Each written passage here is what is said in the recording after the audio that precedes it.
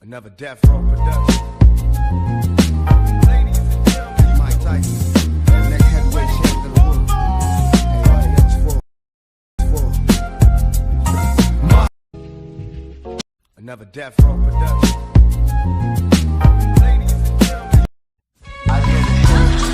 another death row production.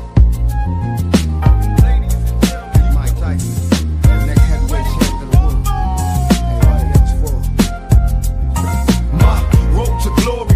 Fluid thoughts from my brain and I trained to remain strong. They said I couldn't do it, locked me in chains till my circle's closer to the pain of a train killer. Please believe that I'll never be shamed again. Again I'll be the next heavyweight champion. Call me crazy but no one can. When you grow up, you want to be a teacher? Lost in crazy, throw your hands up, Mr. Bruno. Ride, Big Mike Tyson about to brutalize that ass tonight. No hesitation, front of the whole nation. I'll beat that ass. When you grow up, you want to be a teacher? What do you want to be when you grow up, son? Keeping it real, son? How old are you?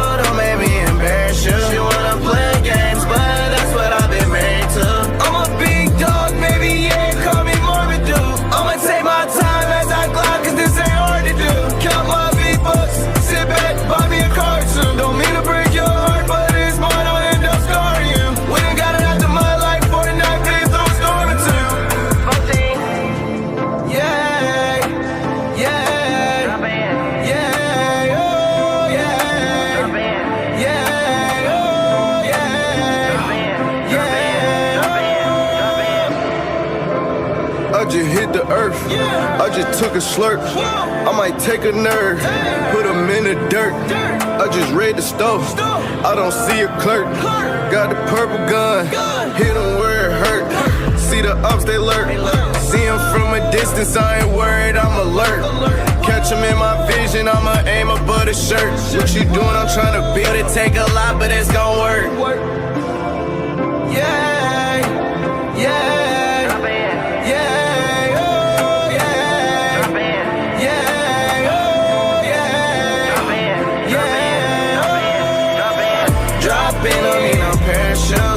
I'm gon' go, so don't make me embarrass you. You wanna play games, but that's what I've been married to.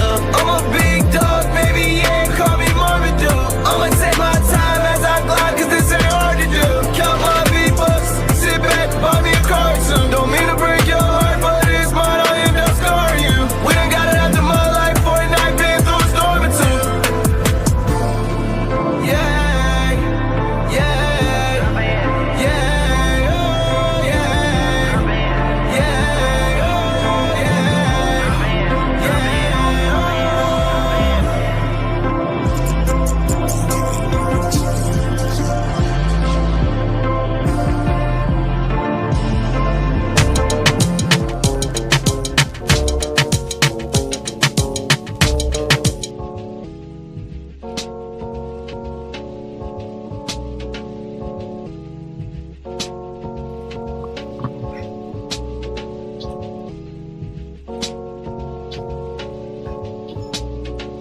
Yo, yo, yo, yo.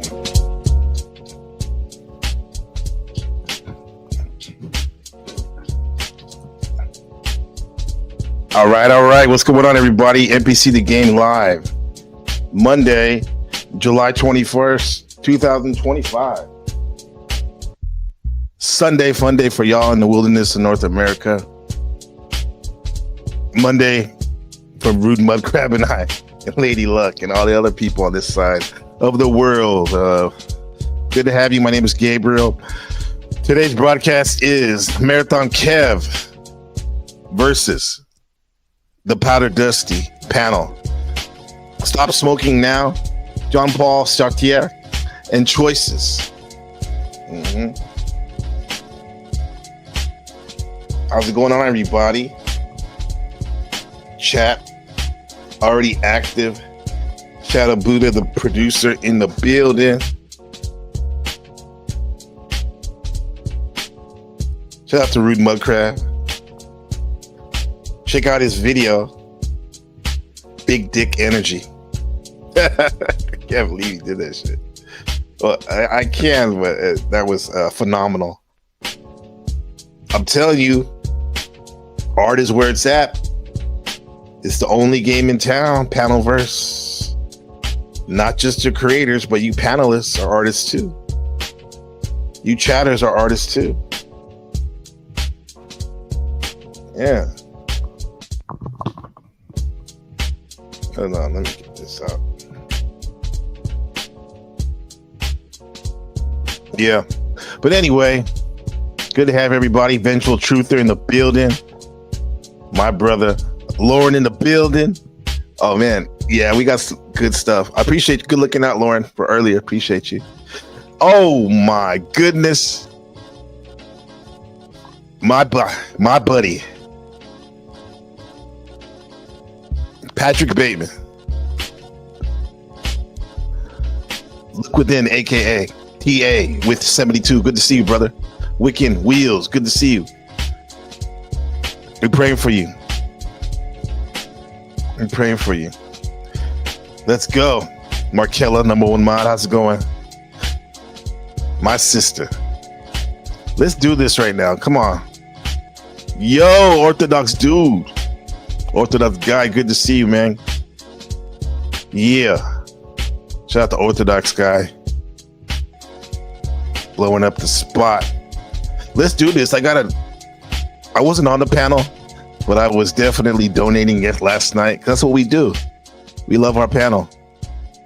Let's go, huh? Let's go. So Marathon Kevin is a menace to society, to the panelverse. I mean, he's a great friend, a good guy. What I want to say, guy. What up, Hank? But I won't say guy because I remember my mentor. He told me guy means gays. And that just stuck with me when he said that.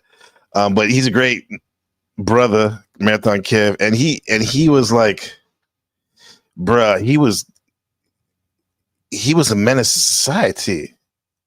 Yeah, he was straight tripping, but in a good way. Right?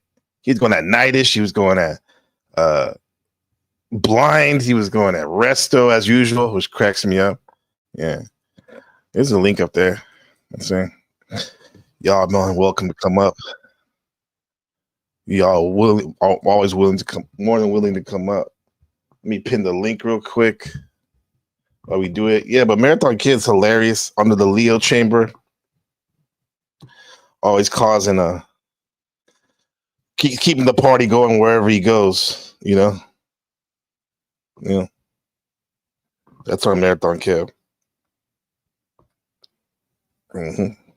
Maybe one of those Hindu goddess or gods with the multiple hands, so we can like send promotions out while we're streaming. Yeah. My grandma used to say, "Haste makes waste." She's right. But okay, let's get this. So Marathon Kev was on Powder Dusty. Shout out to the Powder Dusty. Let me put his channel out there. Nods, can you put the Powder Dusty out there? And yeah, Kevin was cracking me up as usual. Oh, the whole panel was. The panel was fire. as usual. Orthodox guy, 5 fists, 10th man. Yeah, I kept kicking him off yesterday, buying him off on that. He's funny. Eliminating all ops. That's what I was doing. So let's get to it. Let's get to it. What's really going on right here? Let's go. That dog. One more time. That's our theme. Eliminating all ops, bruh. What's up, Austin? Eliminated all. Thank you for your service for our beloved country, the USA, and for your service as a mod. Appreciate you, brother. This is from the Powder Dusty, so check it out. You got to be a member. Now, I was screen sharing at the time, so this is before he put it behind the paywall. So I just saw some of my favorite spots. I had to show Shadow Buddha, and so I'm like, I need to make a fucking live about this shit. This is classic. You ready, guys? Eliminated all ops. That dog. Potentially. I don't know. No. Oh, right in the coder, hilarious. Oh, no. Would you rather, Honestly. if you were in a survival situation, would you rather eat that dog or a person? Ryan, for sure. If Wait, you who? weren't gay, if you weren't gay, Ryan, if you weren't gay, would you rather eat pussy Hang on, or hang Jim on. Bob, You can ask me- made you by can ask Jim me Bob. if you're interested You later. either have to eat Umbreon or made by Jim Bob. I like that name. His dog, Umbreon. Teacup, what is it? A terrier or something? Oh, I'd eat Jim Bob easy.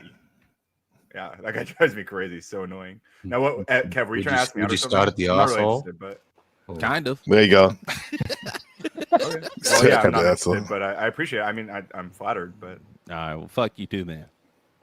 Yeah, I don't. Wait, did Marathon Kim just ask him out for a date?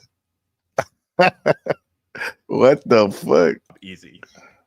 Yeah, that guy drives me crazy. He's so annoying. Now, what, Kev, were you trying to ask me? Would out or you something? start at the I'm not really asshole? interested, but He says he's not really interested for a date. Not really, but the possibility is still there. Kind of.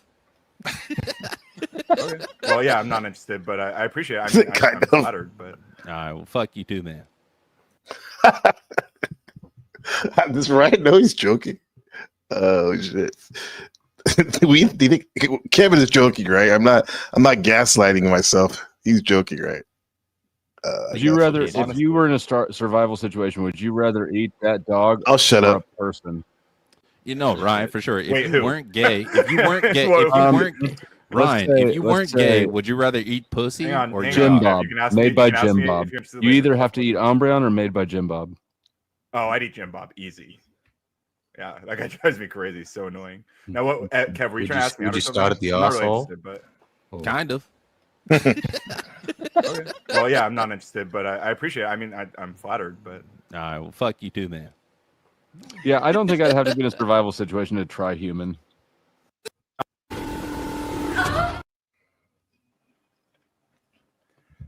I guess He looking got brutal. to the last conversation. Like I Look at this dog. It's like a long-haired Dotson. Looks like Shadow Buddha with the comment. He said, "NPC, what are your thoughts on American Pie frat boy fraternity type of humor?"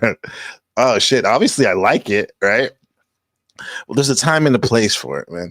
Remember, Orthodox guy. He was saying on our channel. He told a story about when he was on the bus going to work, and he had some of his Muslim brothers with him, and he was joking around with some other folks, and one of them went up to him and said, like, bro, as a Muslim, just remind you we're serious about life and whatnot. And that's true, and I get that, and I'm like that. But sometimes, bro, like that sophomoric humor under the Sagittarius Act, forever teenager, yeah, that shit's funny, bro. Like that jackass humor. You said Exile once said, "What's just stop smoking BS in the title?"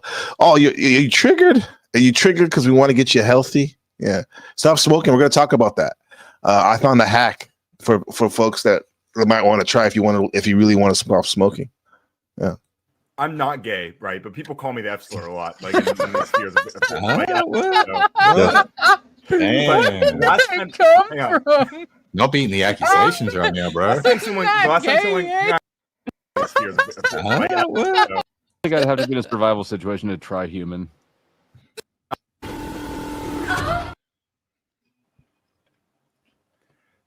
I guess He got looking brutal. What's up, Gracie? The last conversation, like I I'm not gay, right? But people call me the F slur a lot, like in these spheres of like, What? Damn. last time, hang on. Not beating the accusations right now, bro. Last time someone, The shit. I'm trying to silence him. But who gives a fuck It's though? him. But why you give this shit energy is why it continues to Well, perpetuate. why are you giving dog. it, like you're just If doing he's the same giving thing, it- you're just responding to him Exactly. Because I'm gaslighting, Ryan. Calm down. Like, so at least No, admit- no. I mean, we- Orthodox, we- bro. What Let the is stream what is your cook, name? bro. fucking Goddamn. love you. I love you, Kev. Hey, what does your name mean? Orthodox. Google it, Yeah. nigga. Felt wrong. What's the problem with you fucking minorities? God Man, damn. shut up. Kev, well, you putting too much hate. Oh, you gotta have Did he say the problem with your minorities? Wow, dude. half that Oh, back a little fuck bit. these sub-Saharan and all the shit. I'm I bet tired of Sub-Saharan, Sub-Saharan Africans. this shit. Send him some more money. He needs some money now. We gotta. Hey, if like yeah, exactly. Orthodox is a very good example. So You're looking into it now after already using it? Crazy. Yeah, I like the phrase. So basically, it's this idea of people like using really like edgy jokes that like signal certain certain generally socially unacceptable behaviors in other contexts, and then kind of signaling like, hey, we're okay with this stuff here. Like, hey, if like yeah, exactly. Orthodox is a very That was Flow State doing that. This new term I never heard. Vice singling. Made me think of GTA 7 Vice City singling. Right. Interesting. He said, APC, I'm also doing a stream on Blind's hate video. Oh God. Yeah. It's not I didn't really touch on that part. Because I remember you said that, so I wasn't gonna touch it, but I did some of the stuff on Powder Dusty when he was interaction with you guys. I thought that was funny. Yeah. What's up, Leopard Print? Good to see you, sis. good example. He does a lot of this. He does a lot of vice signaling, I would say. So vice signaling. Certain generally socially unacceptable behaviors, and so basically, it's this idea of people like using really like edgy jokes that like signal certain certain generally socially unacceptable behaviors in other contexts, and then kind of signaling like, hey, we're okay with this stuff here. Like, hey, if like yeah, exactly. Orthodox is a very good example. He does a lot of this. He does a lot of vice signaling, I would say. It's called free comedy. speech. I'm landing the plane. I'm landing. He said it's called. I'll shut up. Like It's called free speech. I'm not gonna not talk. Orthodox. Just get your shit up. Don't ask me no questions. Don't bring me into this shit. Go ahead and get your shit off. All right, I just want to be up here for clip purposes because I need my avatar out there. All right. Fuck Orthodox. Fuck his dog. Fuck his cousin. Fuck his brother. But not no more than that. But fuck that dude and his whole fucking everything. I don't give a fuck. I don't care. He's a racist. If somebody's racist, bro, fuck them. To be racist is the worst thing you could be, dog, because you're just saying, and it's in the fucking definition that you're saying you're better than somebody, and nobody's better than anybody. So I don't know. I don't really know what else I was gonna say, bro. I'm pretty stoned. Hurry up, drag him. Hurry up, drag him before Okay, Flo realizes fuck there's him. another super chat. Hurry up. He wants to borrow my butt plug. He fucking his boyfriend probably don't let him stay up after fucking midnight. Fucking.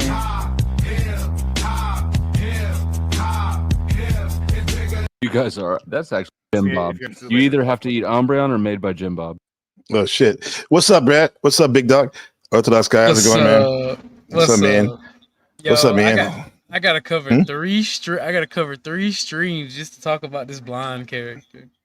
Man, I know, man. He popped out of nowhere. He was hibernating for a minute. No, Yeah. he's like he's a racist, but I'm also a gang member. I'm like, yo, what the You fuck? called him would you call him a furry gangster? Yeah, furry gangbanger. Yeah. I mean, That like, was funny. I don't really care about the furry shit. You can do what you do in your own bedroom. Yeah. But like, how you gonna call out somebody for being an evil racist when you're a fucking criminal gangbanger, bro? I mean, I think both you guys canceled each other out. That's what in I'm public saying. and public. Yeah.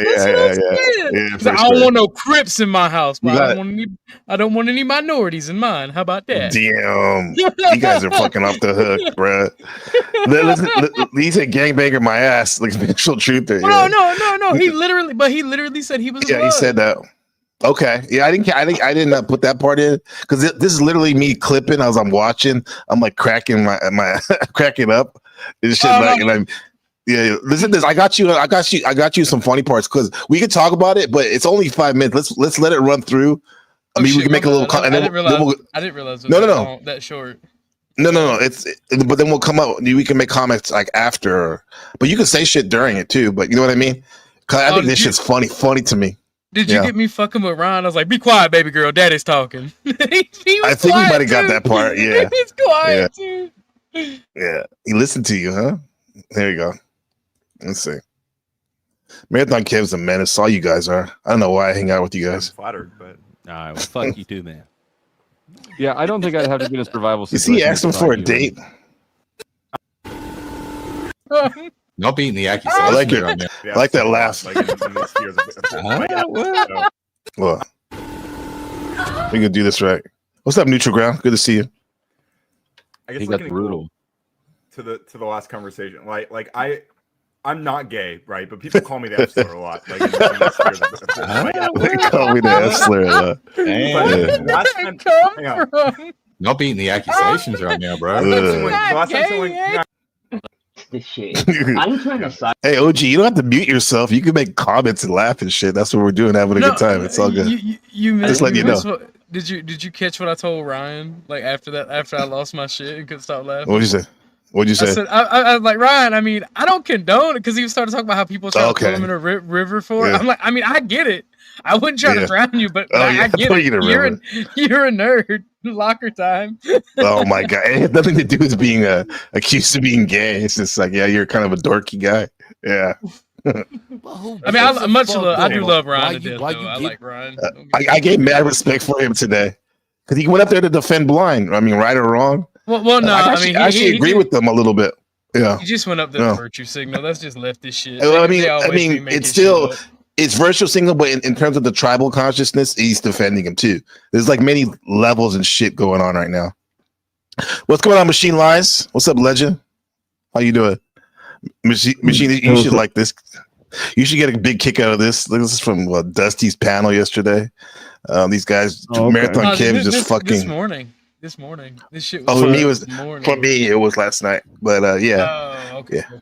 I'm sorry, I gotta play it back from the beginning. We're just watching this. It's about five and a half minutes. Listen to what the wild shit that Marathon Kev says in the beginning. Eliminated all out. That dog. Yeah. potentially. I don't know. No. Would you rather, if you were in a survival situation, would you rather eat that dog or a person? You know, Ryan, for sure. Wait, that's a Machine Lies. If you weren't gay, if you weren't gay, would you rather eat pussy or Jim Bob? Made by Jim Bob. You either have to eat Umbreon or made by Jim Bob. Oh, I'd eat Jim Bob easy. Yeah, that guy drives me crazy. So annoying. Now, what, Kev? Were you trying to ask me? Would you start at the asshole? Kind of.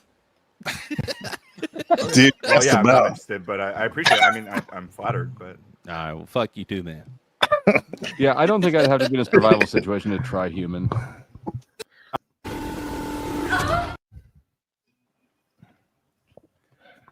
I guess he got brutal. To the last conversation, like I'm not gay, right? But people call me the F slur a lot, like in these years. What? Damn. Last time, hang on. Not beating the accusations right now, bro. Last time someone this shit. I'm trying to silence him. Well, who gives a fuck?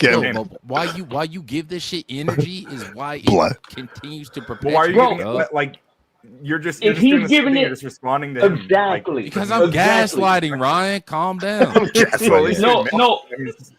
Orthodox, bro. What is your name? I fucking love you. I love you, Kev. Hey, what does your name mean, Orthodox? Google it, nigga. Google it, Why would nigga. you fucking minorities? Damn, Kevin. Kev, well, you put too much hate. Oh, you gotta half that back a little Fuck bit. these Sub-Saharans and all the shit. Sub-Saharans. Come on, Kevin. Send him some more money. He needs some money now. We gotta. Hey, if like yeah, exactly. Orthodox is a very good example. So You're looking into it now after already using it? Crazy. Yeah, I like the phrase. So basically, it's this idea of people like using really like edgy jokes that like signal certain certain generally socially unacceptable behaviors in other contexts, and then kind of signaling like, hey, we're okay with this stuff here. Like, hey, if like yeah, exactly. Orthodox is a very good example. He does a lot of this. He does a lot of vice signaling, I would say. It's called free speech. I'm landing the plane. I promise I'm landing it, and I'll shut up. Like, it's this idea. I'm not gonna talk. Just get your shit up. Don't ask me no questions. Don't bring me into this shit. Go ahead and get your shit off. I just want to be up here for clip purposes because I need my avatar out there. All right. Fuck Orthodox. Fuck his dog. Fuck his cousin. Fuck his brother. Fuck your gang. Not no more than that. But fuck that dude and his whole fucking. The shit didn't even record right. I had when he said fuck his dog. I had a picture of a puppy, and then his cousin. I had Ralphie May, and then he said fuck his brother, and I put it like a picture of a YN. On the fucking shit. Yeah. I wish that would have played. But that would have been so fucking mad. beautiful. I'm so mad about that shit. Fuck that. Yeah. But you know, for my adopted family, you know how many YNs I have as actual cousins? I know that's crazy. That's why I put it on there for it. Everything. I don't give a fuck. Not no more than that. But fuck that dude and his whole fucking everything. I don't give a fuck. I don't care. He's a racist. If somebody's racist, bro, fuck them. To be racist is the worst thing you could be, dog, because you're just saying, and it's in the fucking definition that you're saying you're better than somebody, and nobody's better than anybody. So, are you better than Crips, though? I want to ask Blind if he's better than the Crips. Hurry up, drag him. Hurry up, drag him before Flo realizes there's another super chat. Hurry up. He wants to borrow my butt plug. He fucking. His boyfriend probably don't let him stay up after fucking midnight. Fucking.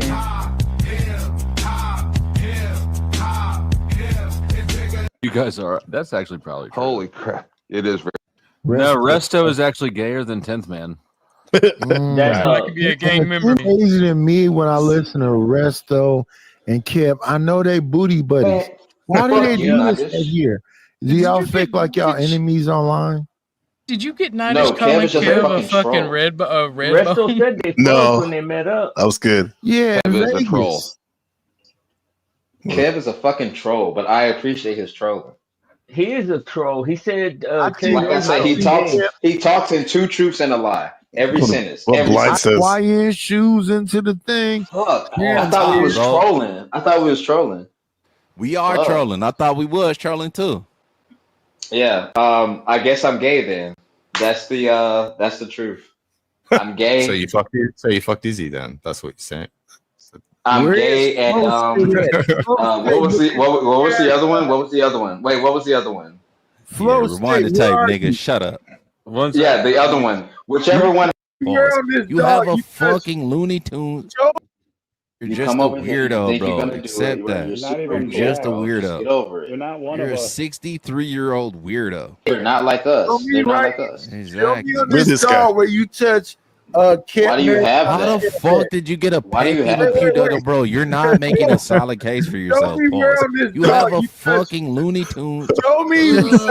Where's one second? Nigga, you have a Pepe Le Pew dog, Fix your camera. and you're posting the fucking rear end of that in the Get out of camera your trying to garage. make your case. Get out of You're your a garage. weirdo.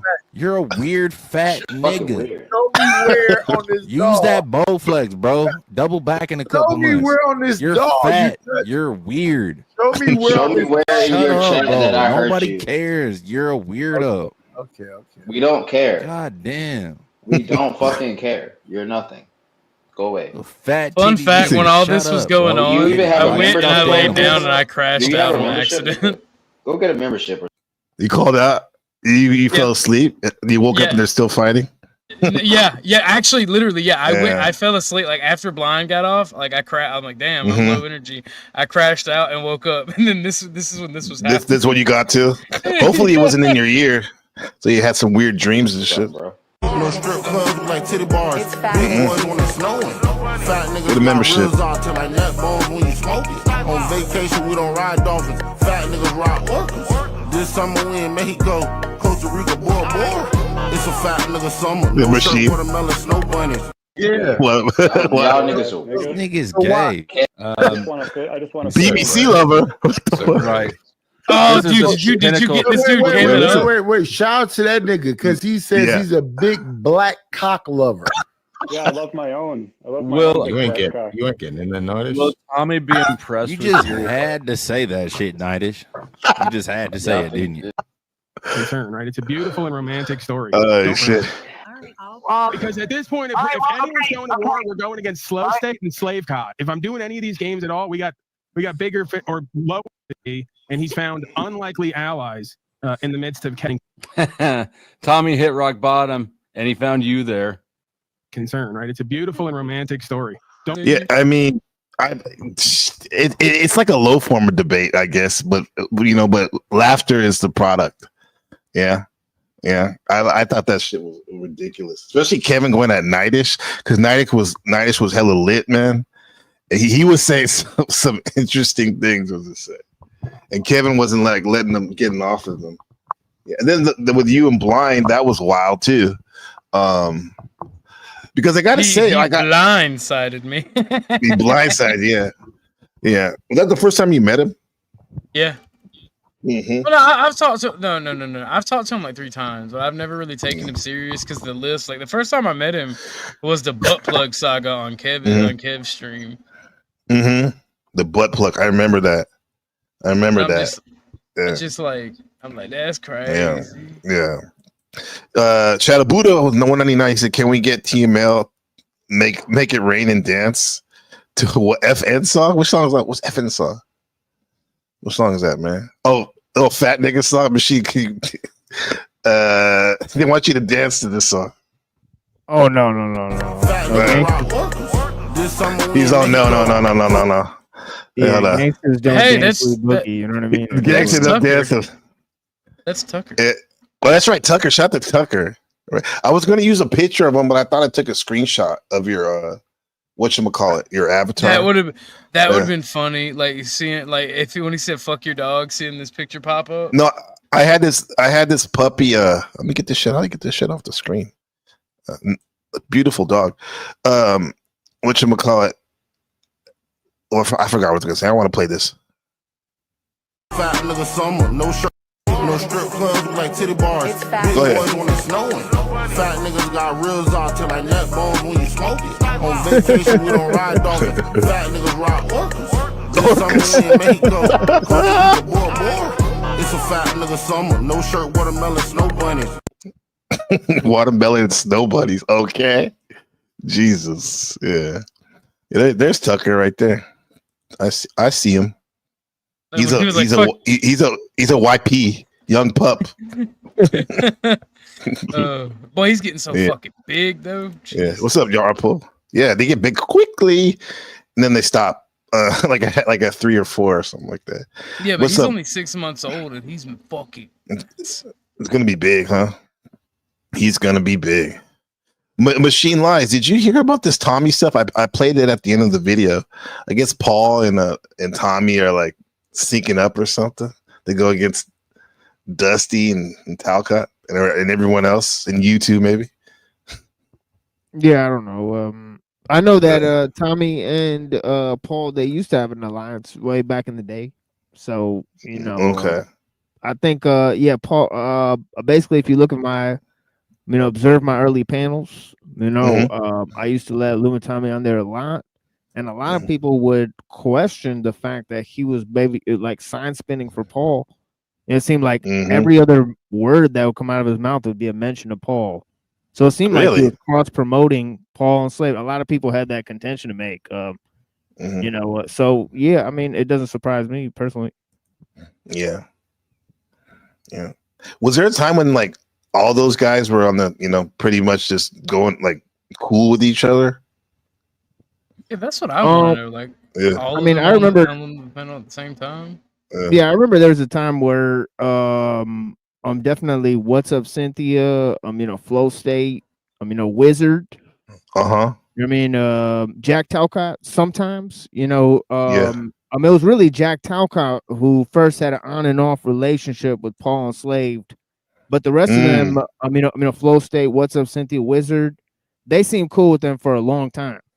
Right. I mean, So originally it seemed like everybody was more or less willing to go on each other's panels, but then over time, you know, it devolved into like various factions and groups, which theorized to be collaborating to a certain extent, especially in terms of the super chats and some of the teams of people. Like, for example, the moderators, right? If you observe similar moderators on the channels, and so yeah, I mean, I've been watching pretty carefully, although I won't observe you know, too many of the relations. I do watch to see who's participating. I mean, but I won't share the extent of what I know just yet.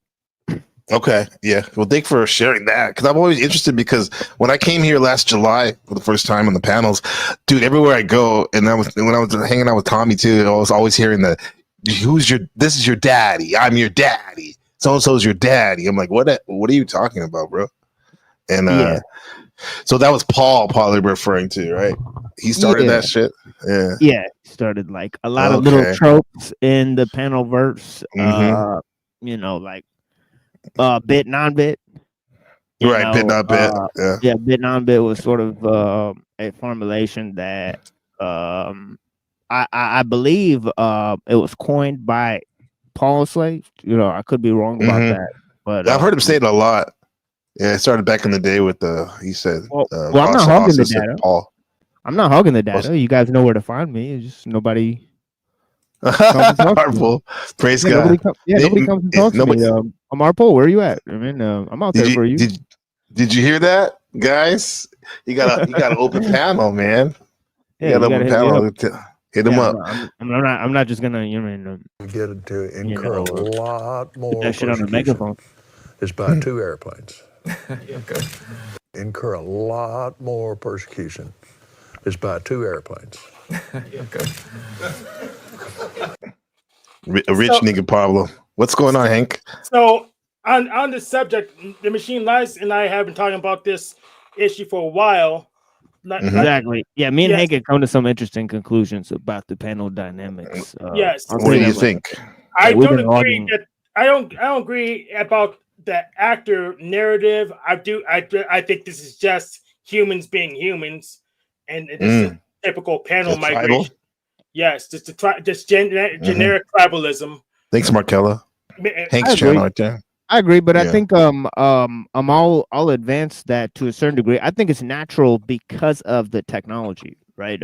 So I think technology organizes people in certain ways. It has a psychological effect on the user, and then and we're seeing the grander elaboration of those psychological effects, you know, through the panel version. Well, that's interesting you say about the technology, and that goes kind of like when Orthodox Guy and it was Shift and or Landry was on the panel yesterday, and we were talking about the levels of the internet. Remember that Orthodox Guy? And when you go down there, we were talking about the fog. The fog. It's like this weird, like like the iceberg. Like this paranormal energy or something mixed with the technology at the foundations. It's really strange. And when you said that about like it's the technology that organizes people in the groups, I'm thinking like, is there this type of correlation? What do you guys think? Yeah, technology changes the scale, but ultimately at the bottom level, it's people being people.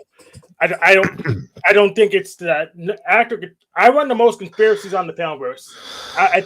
So I don't think if I was bumping up against like a conspiracy, I would tell you. But the actor thing, I didn't find enough evidence. Yeah.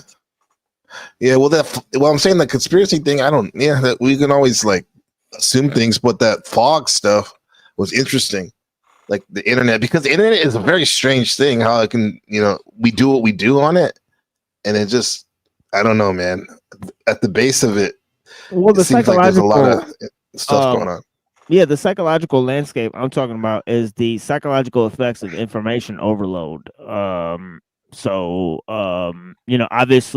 we're taking in more and more information. We're more and more sedentary as we're doing it, right? We require less and less motive to seek this information, and yet we're being bombarded with the information, right? We're being turned into data, right? Which is a new, a fairly recent thing, and that's a consequence of the technology, right? And also, you know, so that causes over socializing, right? Over socializing, yeah. So it's a dual aspect of both isolation and over socialization, right? And that's basically what brings that's it. I mean, like for example, I mean, if you walk into a room and there's a lot of people in that room, sure, you'll have the ability to connect with more people, but what you're saying may be heard less, right? Because everybody's talking at the same time, you know. So it's a sort of drowning out. That's what happens, bro. It's like ridiculous to get a word in. I had that happen here on the panel. And it's like it reminds me of like, hey man, I'm gonna have to mod God more sometimes. Orthodox guy says good night. He says good night, gentlemen. He left. We're talking about over socialization and whatnot. Good. I hope you can come back. I mean, we're all being bombarded by propaganda. You know, there's two types of propaganda. I mean, one is agitation propaganda, and the other is, integration propaganda, right? And it's mass media. I mean, mass communication technologies, right? That causes us to be bombarded with this, and it's only in the last, it's in the last 50 years that it's become possible, right? On a mass scale through visual symbols.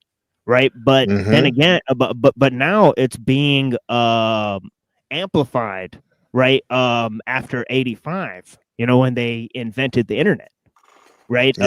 So then it's being totally amplified because that's when, they started doing, the MIT lab, and started really creating the groundwork for the dial-up internet connection. Yeah, I actually disagree a bit. We've been able to do it on mass scale for visual media since the Gutenberg press. So it's been here for a little bit, by a little bit. I mean, I don't. Well, obviously, the Gutenberg press doesn't give you the ability to distribute, yeah, it does. Propaganda globally. No, absolutely, it does. No, it doesn't. It just simply gives you the ability to duplicate media. But you need advanced communication technology to transmit it at the same time. To global population. Yeah, it did. It did the Bible globally. It's a slower. It's faster now. No, not globally. No, not globally. That's the price we're able to do it globally. We can make no. In the 1500s, you had in the 1500s you had the Gutenberg press, right, and it spread throughout like Europe. Right. So I don't know. It didn't spread globally. Yeah. I want to. We're gonna touch on Jean Paul Sartre. You've heard of him, of course, right? Yeah. Machine and Hank. Jean Paul Sartre. I see him. This guy. Hello.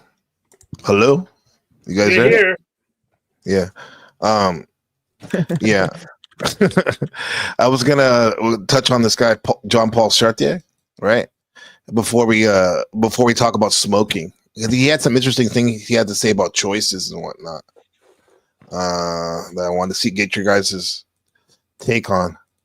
Let's see if I bring it up real quick.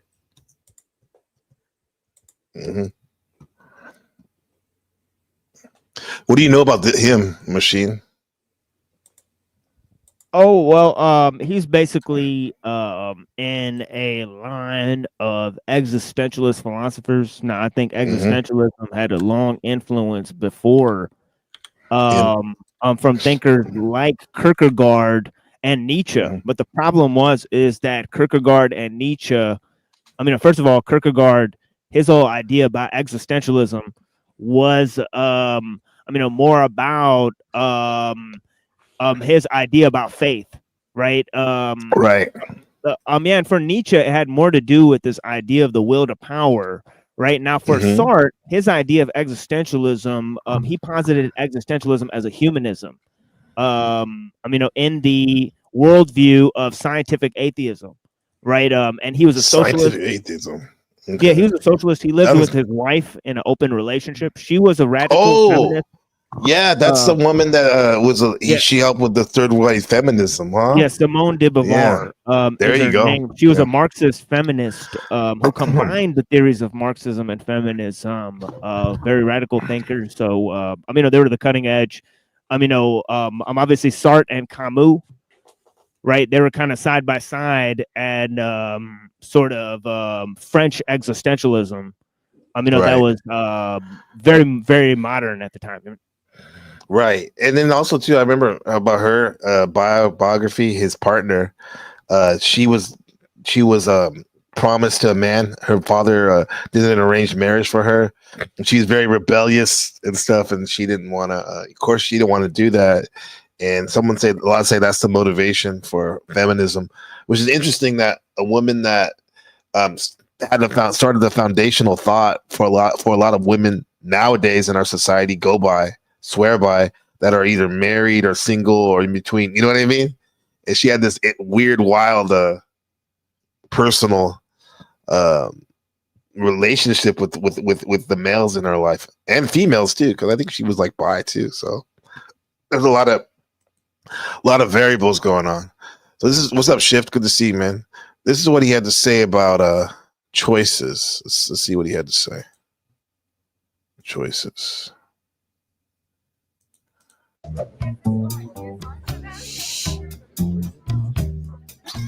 The existentialist Jean-Paul Sartre thought that human beings live in anguish. Not because life is terrible. That sounds Buddhist, Machine and Hank, in anguish. Similar, like, life is suffering, right? Oh yeah. Were these guys influenced by Eastern thought? Yes. In particular, Buddhism. They were. Yeah. Yeah. Mm-hmm. Yeah. How so? Well, you have the previous influence of Eastern thought on philosophy through like Schopenhauer and right. and Nietzsche and stuff. So they were already ensconced within those views at the time. Okay. But rather because we're condemned to be free. We're thrown into existence, become aware of ourselves, and have to make choices. I can agree with that. I mean, that sounds pretty.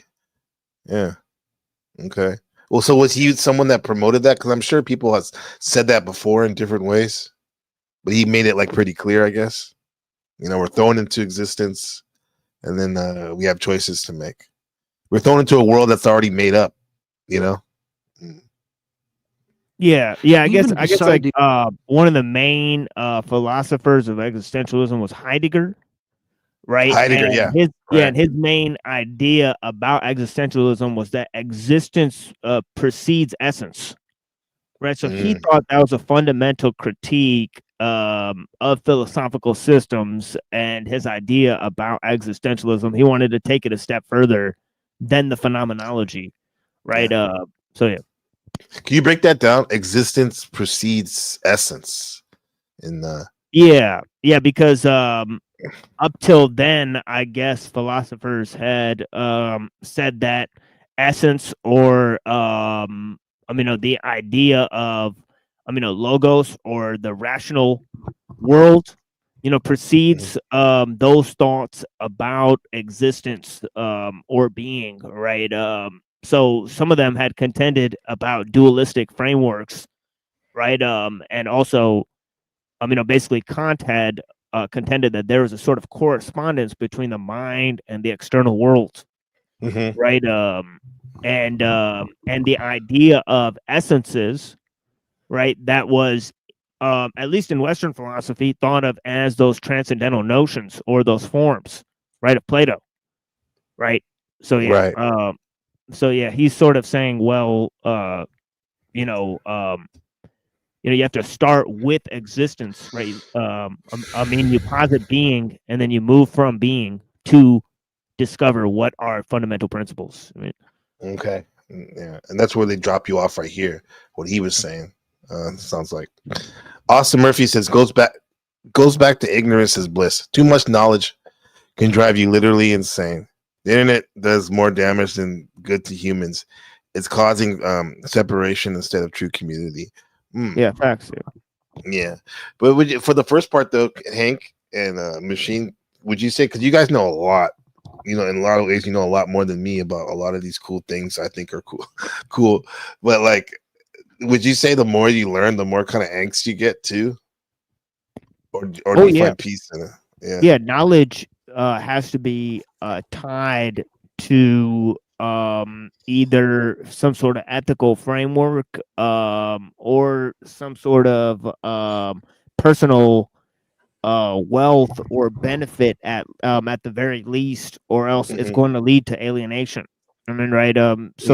Knowledge for the sake of knowledge, there's no proof that that's going to make anyone's life any better. Yeah. So I have a little different opinion. Pretty much, knowledge is not grounded by praxis. Will just evaporate. It's just useless, easy to forget. It's just data. Right. Yeah, just data. Let's get back to this right here. Not to choose is a choice. According to Sartre, every choice reveals what we think a human being should be. A penknife has an essence. There is something that makes it what it is. It has to have a folding blade, or it wouldn't be a penknife. Its essence pre-exists the actual penknife that someone makes from the design. See, this is what I was trying to explain. Okay. Yeah. So I kind of think about the Play-Doh. Is it Play-Doh in the forms? Exactly right. Yeah. So he's talking about the essence, like the form of the knife is like what the knife is based on, right? So yeah. Machine, do you think there's and Hank, do you think there's like an actual time and space place where there's an idea of the forms? And the only thing I can think of is like a psychedelic type realm or something, I think the realm of mind, and I think, or at least I've talked to Hank about this. I think it's more real than physical existence. So I don't think there's any reason to posit any separate reality where mind or forms exist, because I think mind exists here and it's more real, already than the physical reality. Yeah, I would say this is a shadow. You said more real. It's a shadow of the realm of forms. It's a shadow. So what?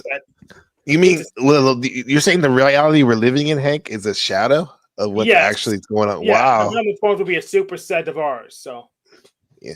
Do you think when you quote unquote die or transition, either we're more into that pure mind or neither? Pretty much, we just are parts recycled. Yeah.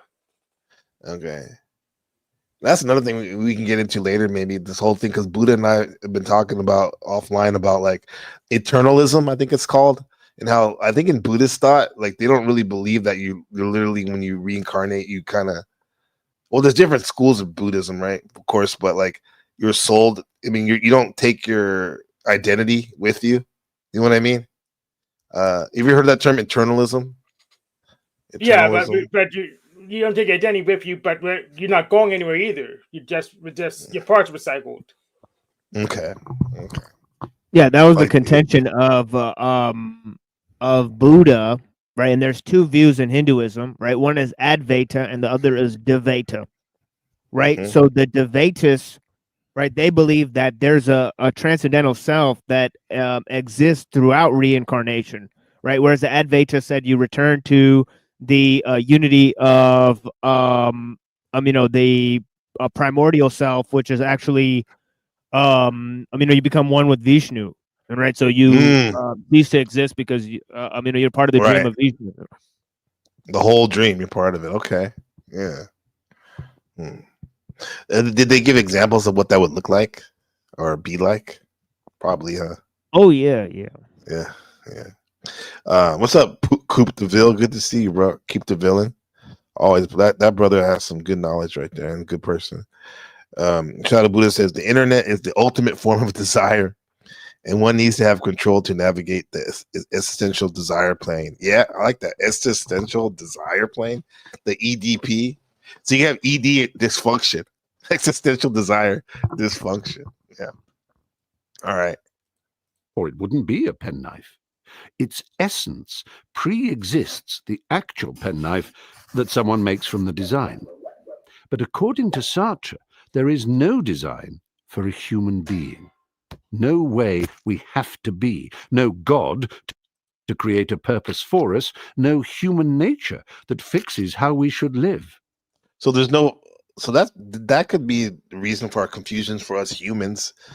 If you take his mode of being as mode of thinking, right? He says there's no human in the self. Why would that?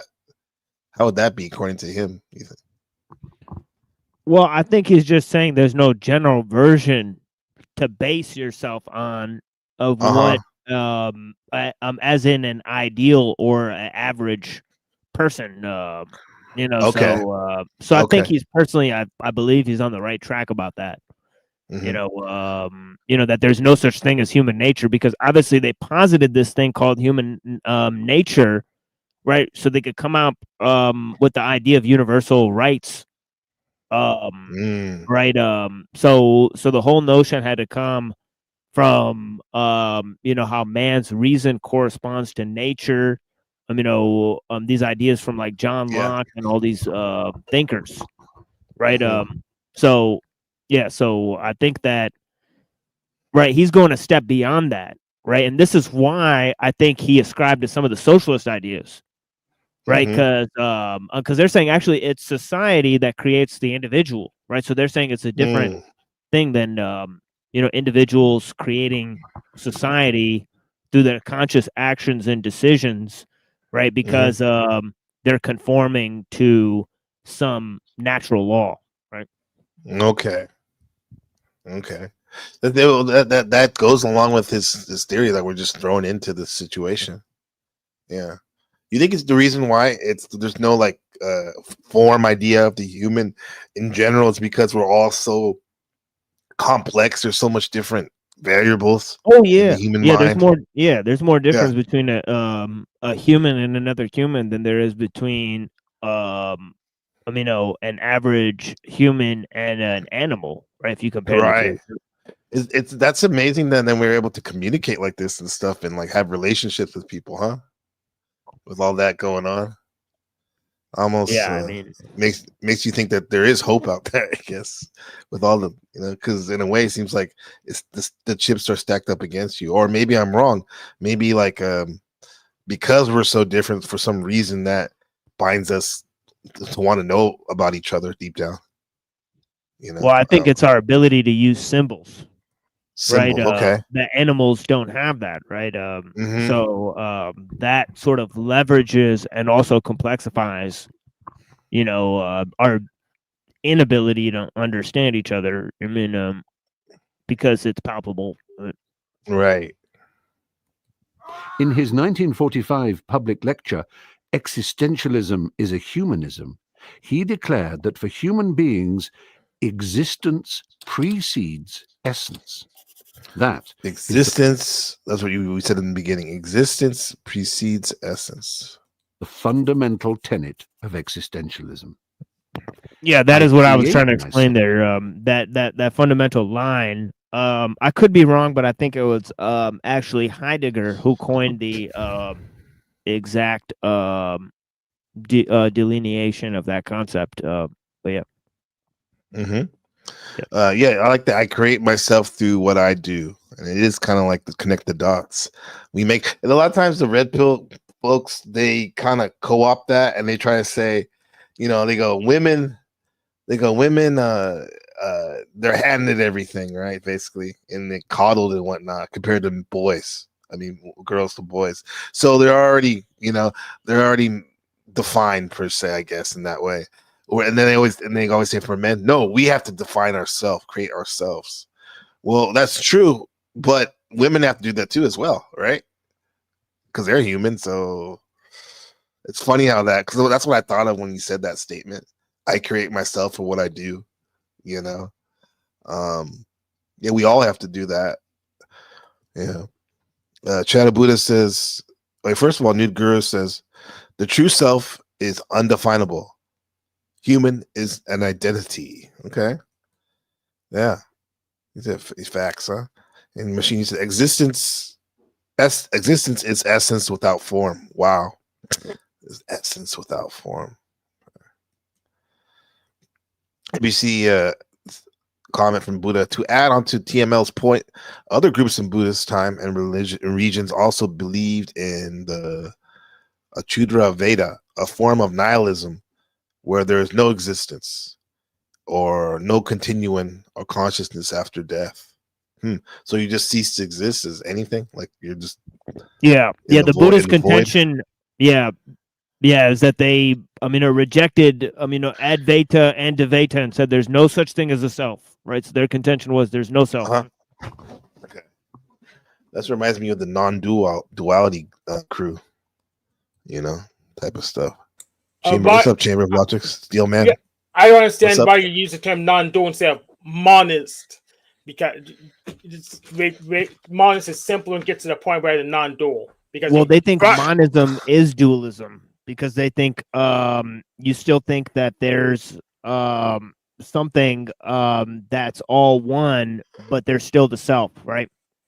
They're saying so the contention is that existence and your perception of it are one. Therefore, you can't have either monism or dualism. I mean, it's just immediately be simplified terminology because technically, pantheism. If you have five basic things, that's technically non-dualism, but it's also not what anyone means. So get specific with the terminology for people to understand what you mean. Well, I mean, I use that because that's the word I know, and I've heard it, and I studied it. But that word in itself, I have to admit, is confusing to me because they say non-dualism, and then I hear another trope they say after that, what is it? And they go one without a second. Okay, I kind of know what that means, but I'm still I'll try to explain it. It's because obviously the monists, right? Who I previously explained, in the Advaita system, right? They were the Hindus, right? So they wanted to say that basically this one reality, right? That you're going to go and merge with, right? That even doesn't exist, right? And the way they got to that idea was through the idea of Mariological, nihilism. So they said that. They argued from parts to whole, right? So they said because parts don't have permanent existence, right? The whole doesn't have existence, right? So they had a different way of arguing about the nature of existence because the Hindus would argue either that there's one reality or there's two distinct realities, right? One of the self which does not perish, and the other of the perception of it, right? The perception of it. That's it. One would say the observer. Yeah. When they say observer. Yeah.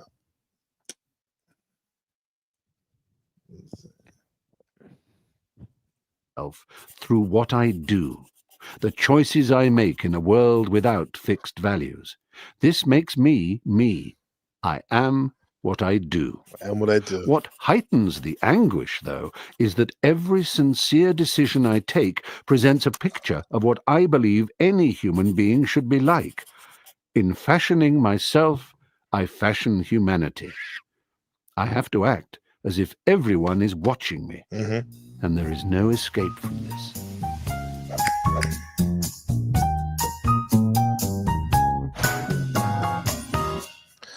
I don't know if you caught that. Look at. Remember, he said you're shot out of existence into the world. Look at him with the cannon coming from his Johnson and the baby getting shot out. You see that in the picture? Yeah, I see it. That's crazy. This shit's crazy. Okay, yeah. So what do? Most of us we hit panels and we publish our live streams.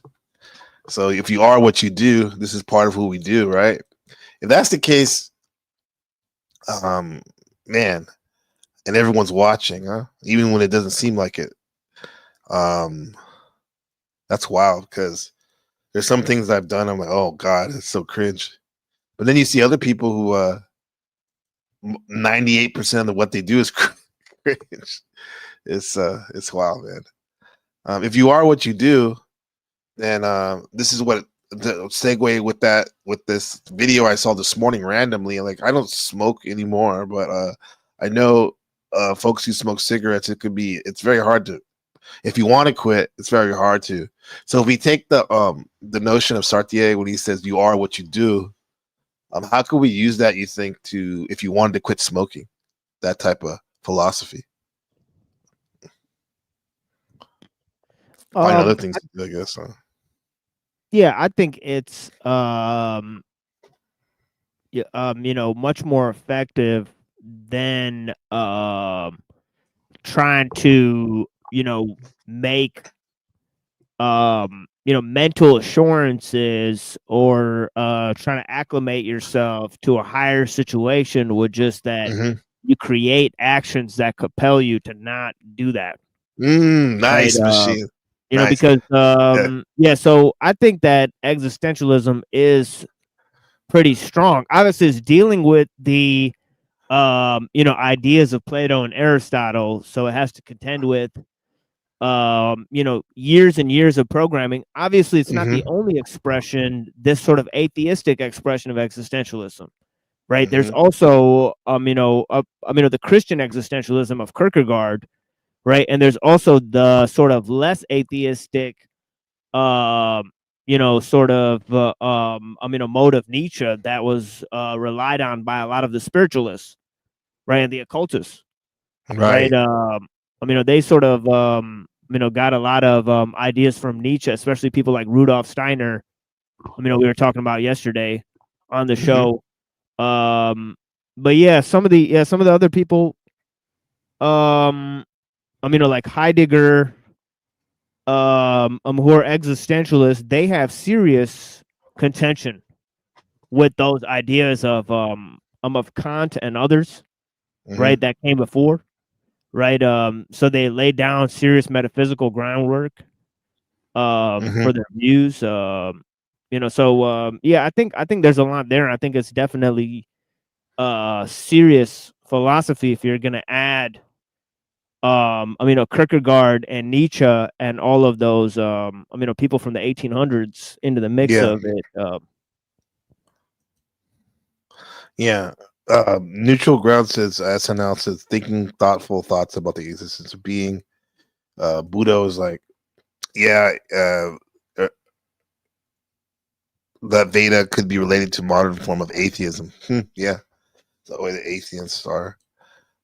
Pretty wild to be a spark of existence without transforming from one cocoon to another. Yeah. What does that Christian atheism look like? Not atheism, excuse me, Christian existentialism. Like all the existential tropes, except you're saying that God put us there. It looks like Cal Cock pretty much. Yeah? Like how so? Pretty much that God put things the way they are, and pretty much then you start from there and you just from that perspective. Okay.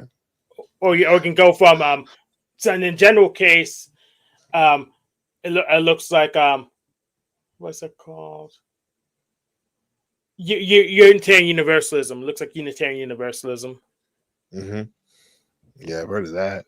Well, no, basically Kierkegaard compares the hero or the knight of the one who is in search of love, right, to the knight of faith. So he compares faith to love, and he says that love is happy being in despair, right, for the thing it doesn't want. For the thing it loves, right, even though it doesn't get it, right, it'll remain in detachment and despair, right? Whereas faith, even though it doesn't get what it wants, it has to return to the world, right? It doesn't have the sort of ability to stay removed from the world with the thing that it loves, right? So he gives the example of Abraham, that Abraham has to return to the world even after having to sacrifice his son, right? And seeing that God would make him do that. Yeah. Right. And having the faith to carry on with it, and having the ability to accept the loss, that he would never attain to the things that God promised him. Right. And even then he returned to the world. Right. That is the complete movement of faith, that even after having lost everything, you still return. You still go. Yeah. Right. So it's like that's almost seems like a bond, like when they say bondage to the self, their faith bonds you to this plane of reality. Oh yeah. Actually, I think that was one of Martin Luther's works, called Bondage of the Will. Right. That sounds like Nietzschean or something. Bondage of the will. Yeah, they were definitely influenced by Protestantism. Yeah. Right? But then when I hear Dude Guru talking, I'm sure it relates, but this reminds me of a lot of the non-dual stuff I get into, rather than the German philosophers and stuff we're talking about too, like, or European in general. Like when he says stuff like, "You're not defined by what you do," right? Which is kind of opposite of what it's directly an opposition to what Sartre was saying. Verbs are not nouns and pronouns, but personified mind, ego, will love to latch on to this false identity, embrace all the insecurities that come with it. This false identity, that's one of the things that I like, actually intrigues me when I hear that in different spiritual teachers. And what are there any philosophers that talk about this false identity? Maybe they don't use that particular term, but it's something that I guess, like I said, I'm attracted to hearing about this false identity. Guys. Yeah. But I think that, the notion of, movement, or really action, right? Or really activity, right? That is literally ceaseless, and comes from a source that is basically infinite. I think that doesn't really need to have identity. Right. Like a person could be sweeping, and a person is the action they're doing. Right. They're verbing. They're like a verb. Yeah, so a verb can be totally like separate that. from a noun, so to speak. So yeah. Right. I like that. Verb. What's up, Mike? How's it going, man? Salute everyone. Salute everyone. Yeah. I love the conversation. It's a great conversation. Go ahead. Sorry, I'm gonna jump in. Yeah. Yeah. Well, like Shift has this. What did he say? There are many false identities online when people play. Yeah. Yes, true. They have to play it on. But like I noticed that because like I saw that I saw you on Jack this morning, Mike, and then I think about Jack and something he said like months ago. I think it was offline to me, where he said collective blaming, and that's something that I had to catch myself in doing. Like how I go, like all these people, these people, instead of blaming a person, like which we've done a lot. I've done a lot in the past before. Happens a lot in the panelverse. Like I hate this person, blah blah blah. Well, the quote unquote, if we're gonna talk about false self, the false self will try to trick you into believing that you evolve your consciousness if you don't talk about a particular person, but instead now it's like a group of people. These people are unconscious, they gossip and they do this. I don't think that's very good either. What do you got? What do you think, Machine and Hank and Mike? I'll wait. Go ahead, guys. Go ahead. You understand what I'm getting at? Machine. Want me to go? I'll go first. Oh yeah, definitely. I'll ask him real quick. Then you can go, Mike. Go ahead. Yeah. Yeah, I mean, I don't really hear you talk like that before. You don't like. I really don't hear you say like these people do this and these people do that, which like I'm trying to learn from too. Go ahead. Yeah, I mean, you have to evaluate everybody's particular situation. Like I think just treat them as their own case study. I think, and you can't really rely too much on preconceived notions. So I think I try to let my mind be free of concepts when I'm really talking to somebody, and also allow my attachment to concepts be part of the evaluation of their character, as seeing those negative traits as a symptom of a greater disease and not a reflection on that particular person. Yeah, I like that. Our group of people, huh? Yes, Yeah, I try. Hank. I try not to overgeneralize because it's this hasty conclusion that's a fallacious type of thinking. Like if I say all black guys, well, most black guys can't control the other black guys. You can't really say that. If I start to say, "Oh, Marathon Kev," if I was being specific. Yeah. I think who was roasting earlier? Go ahead. Gentlemen, Mike? I think the biggest problem. I think the biggest problem is that we're too quick to judge each other, and only God can judge. Whatever you call your God, whether it's Muhammad or Buddha or God or Jesus or King David, whatever you call your God, only your God can judge you. And I think that we're too quick to judge each other. If you hear me out, guys, and I think that's what makes us weak, because we think that we're the most high, but we're not. We're not the most high. So it's not funny, but it's amazing to me how people will judge each other like they're better than thou, and they're not. They're not. Yeah. Humble yourself. Be humble. Be meek. What did God say? The meek shall inherit the earth. But the whole thing, NBC, the whole thing is that these people come on and they act like they're the cat's meow. That's an old term. I know. Yeah, I heard that before. But isn't that what we're doing? Isn't that what we're doing right now, though, by saying these people too? That's kind of like doing it. What do you guys think? No. You're wrong. You're wrong in a way, because we're trying to say don't do that. Don't do that. That's what we're trying to say. Yeah, but we're trying to say it, but like. Yeah. No, but we're trying to say it though, and I get what you're saying because I feel the same way. Yeah. But the way the machine puts it's interesting. It reminded me like of the fact that maybe he's good at this shit, like where he's looking at the system. I think that causes it rather than blaming like these people do this and that.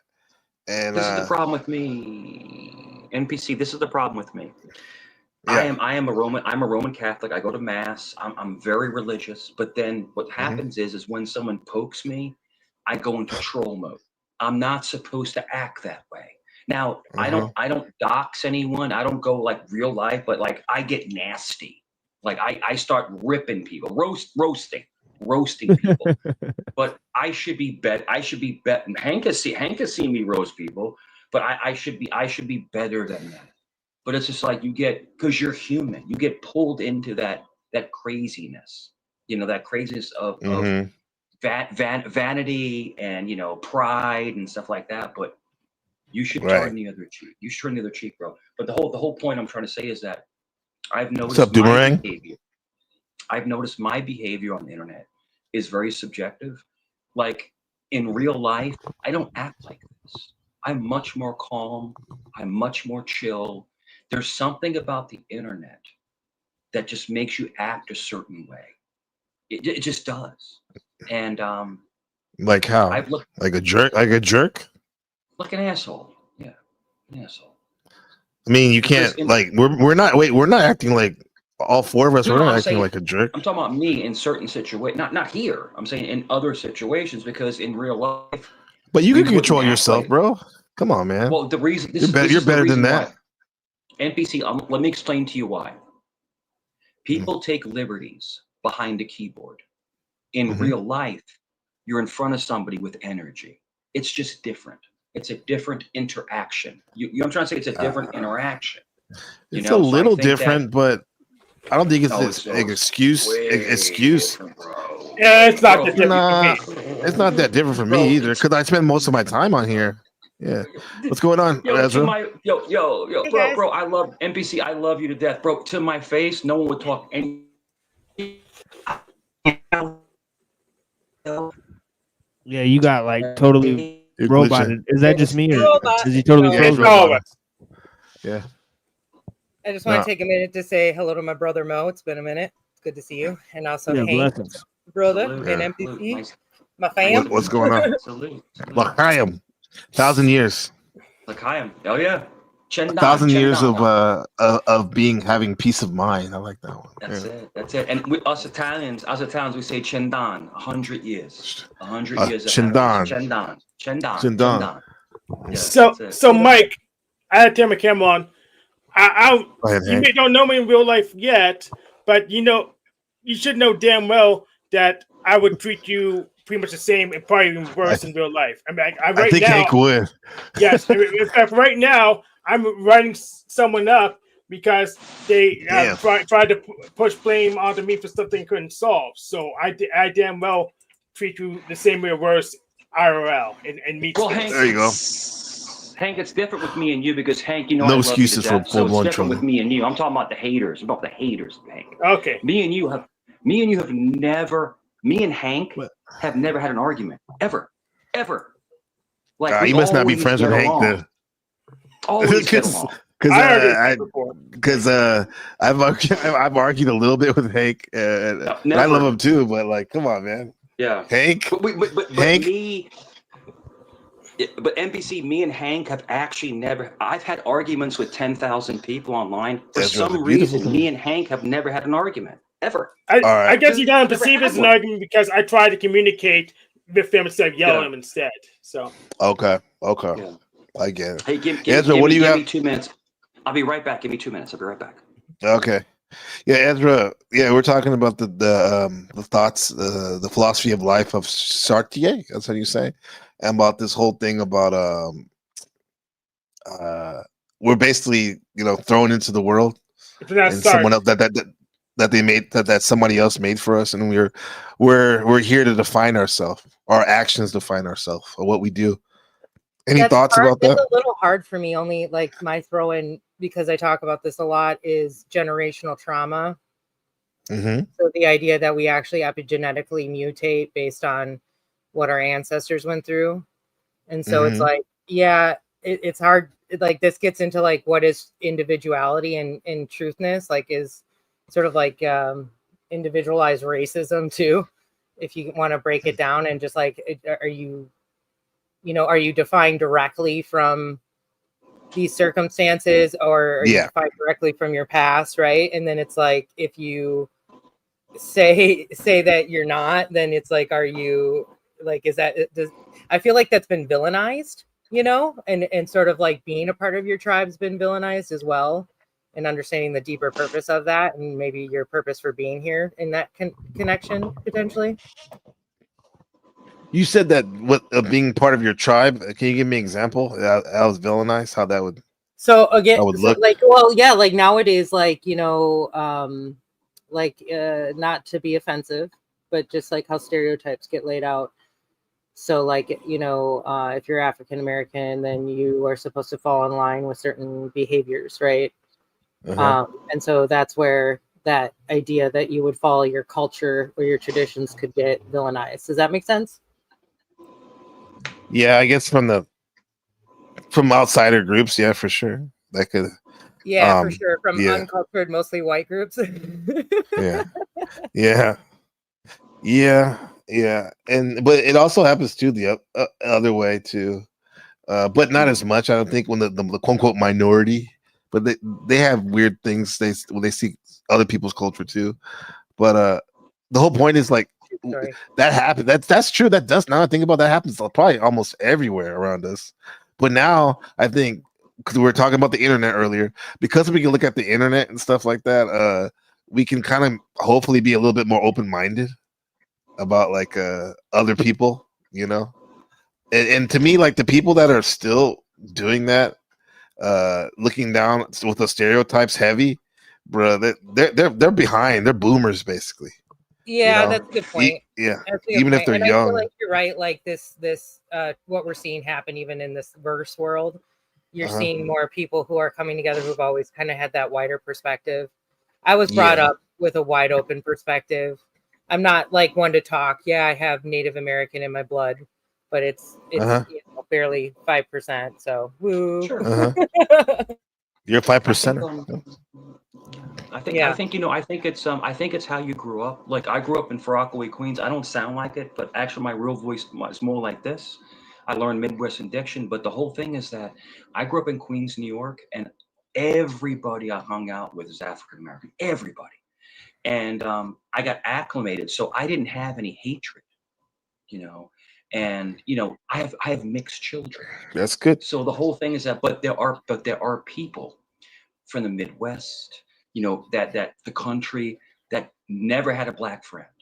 They don't know the different culture. You know what I'm trying to say? That they can't they don't understand the differences in the culture, and it's just so it's I think a lot of prejudice is because they don't understand the differences. And I'm going to repeat myself, but I grew up in Milwaukee, Wisconsin, which was actually considered the #1 most segregated. And I think it might still be considered the #1 most segregated city in the United States.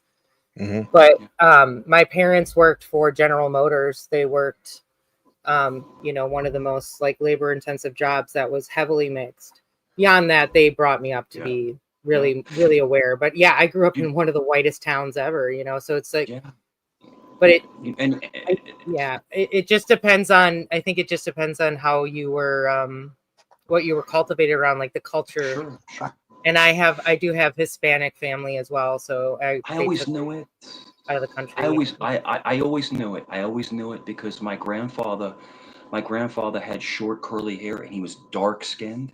So when I had a DNA test, we have Moorish blood, because I'm Sicilian. So some of us have Moorish blood. So you're mixed. You're mixed. So maybe that's why I was always very comfortable. I don't know what it was. I think it's the human. Well, that's good. I think it's the human condition, and I can see that you carry yourself like that. You do. I never heard you say anything out of pocket racially to people and stuff like. But like talk about segregation. Like I live in the country, like where there's only on my street, I'm the only foreigner here.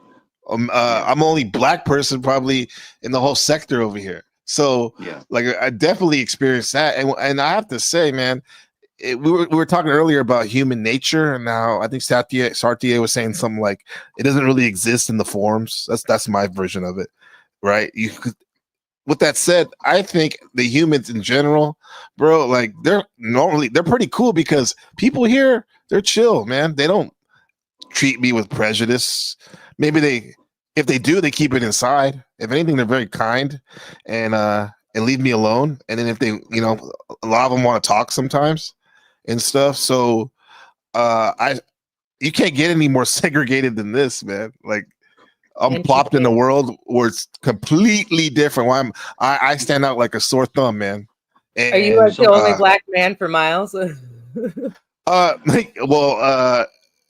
Not miles, but definitely in my neighborhood, probably.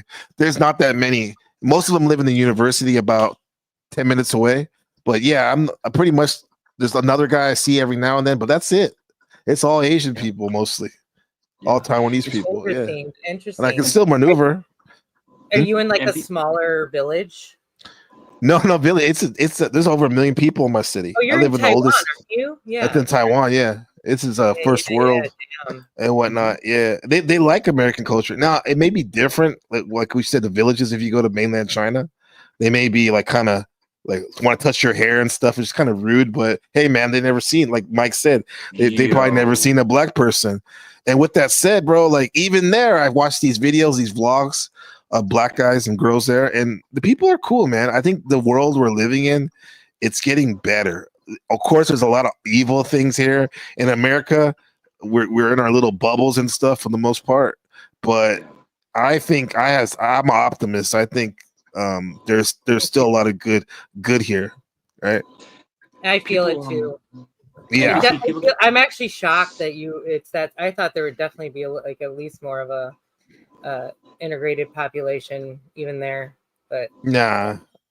But it's funny, the ones that here they all link up, like the Africans. I see them at the park, and I just want to say what's up, because in America, when you see a black person, a lot of times, especially when it's not predominantly black neighborhood, we say what's up, little head nod. Here, I mean, I noticed the Africans, they stay away. So there's even a little segregation separation between American blacks and non-American. But I bet if I went to go talk to them, they'd be cool. So anyway, yeah. Go everything in life is about energy. It's the energy you give out, and people are pulled towards you. But yeah, the Americans, the American African Americans, or the American blacks. Let's just say American blacks. They're much more approachable. A lot of the African-born blacks. I'm just hear me out. Mm-hmm. They don't have the same diction. They don't have the same diction, so they're more hard to understand. But American black people just have a swag to them. They have a swag. And when my son went to Japan the last time, my son is 6'2". I'm one tall. I'm 6'3". He's 6'2". Yeah. He's about 240 pounds, and he's a bodybuilder. Dude, his arms are fucking out to here. Sorry to curse. Mm-hmm. And he's walking around, and they're touching his arms. He's like, who the hell are you? Like, why are you touching? Because they see Americans and they emulate Americans. So that's what I'm trying to say. So to kind of give you reverence in what you say. So no, a lot of people in foreign countries, they love us. They love I know. us. That's what people think you get it twisted. They think under the Trump Act that everyone hates us. No, man. Everyone, a lot of people like us. They still like us because we're the front row to the freak show.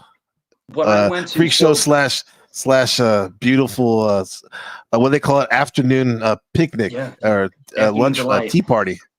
And NPC, I went to Dominican Republic 2 times, and it was like I fell in love every night. Like the kids, I mean, they just rush you, bro. Yeah, I know they're known for their sex tourism. I'm telling you, bro, it was it was fun. It was fun. I do think there's just something to like tall people. Because I'm 6'1", and I think there's just something to tall people. They're just getting awe of them, Yeah. That too, yeah. That definitely sounds like, because I'm tall. It's like being 6'3" and my son's 6 foot. But I mean, it's like standing next to somebody 5'4". They're like, oh, But the thing is that like the whole thing is that it's not your height, it's your energy. Americans have a different. I'm not sure how tall Machine Lies is, but I bet if he's walking down my street, people probably think he's like a rock star or something. Yeah, true story. I mean, what an aura! I know. Yeah, for sure. But no, it's the Machine Lie. My son sent me all these videos when he was in Japan. He's like, these people are walking up to him, touching his arms. He's like, I don't even know who these people are. Yeah. And he's different. In Tokyo, in Tokyo, there's random deer that just walk around the streets. There's just deer, and they feed them wafers.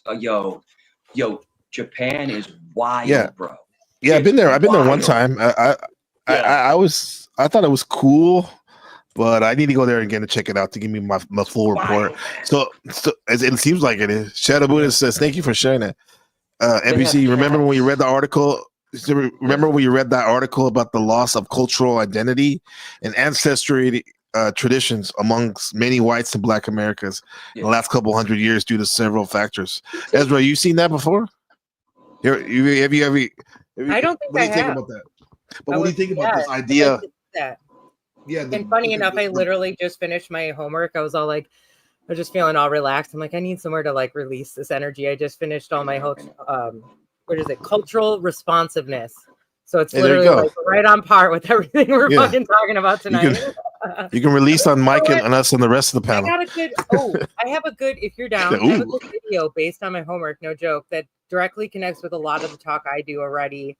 Because my obsession is about sort of generational trauma. And one of the books I talk about frequently is called The Body Keeps the Score. Yeah, you told us about that one last time. Yeah. I'm sorry. I was like, I know I'm going to repeat myself here if I say that. But hold on. And it's a short one if you're open to it, but I'll just get it ready. Just in case. Yeah, get it ready. But listen to this before you do this. The second part of his comment. The blurring of memories over generations, stigma of race mixing, segregation, and political polarization have probably contributed to amnesia of shared ancestry among many whites and Black Americans. Yeah, focusing more on the divisiveness than what brings us together, the commonalities. Exactly. Yeah. So go ahead when you're ready for the video. Let me know. Machine Lies, you there? It's gonna take me a few minutes because I buried that shit deep after I finished it. Sorry, go ahead, Machine. Yeah, Machine Lies, because you remember we said you are what you do. It's just to play around with that philosophy with Sartre. For you, because I remember when we talked to you, we had a conversation the first time I met you on my channel. You were talking about things that influenced you, like you were like the gaming of like playing Zelda, the music, right? You going to Islamic school and having that eccentric principal, or the leader, right? You going to high school, you going to your university and studying philosophy, and then some of the friends you mentioned too.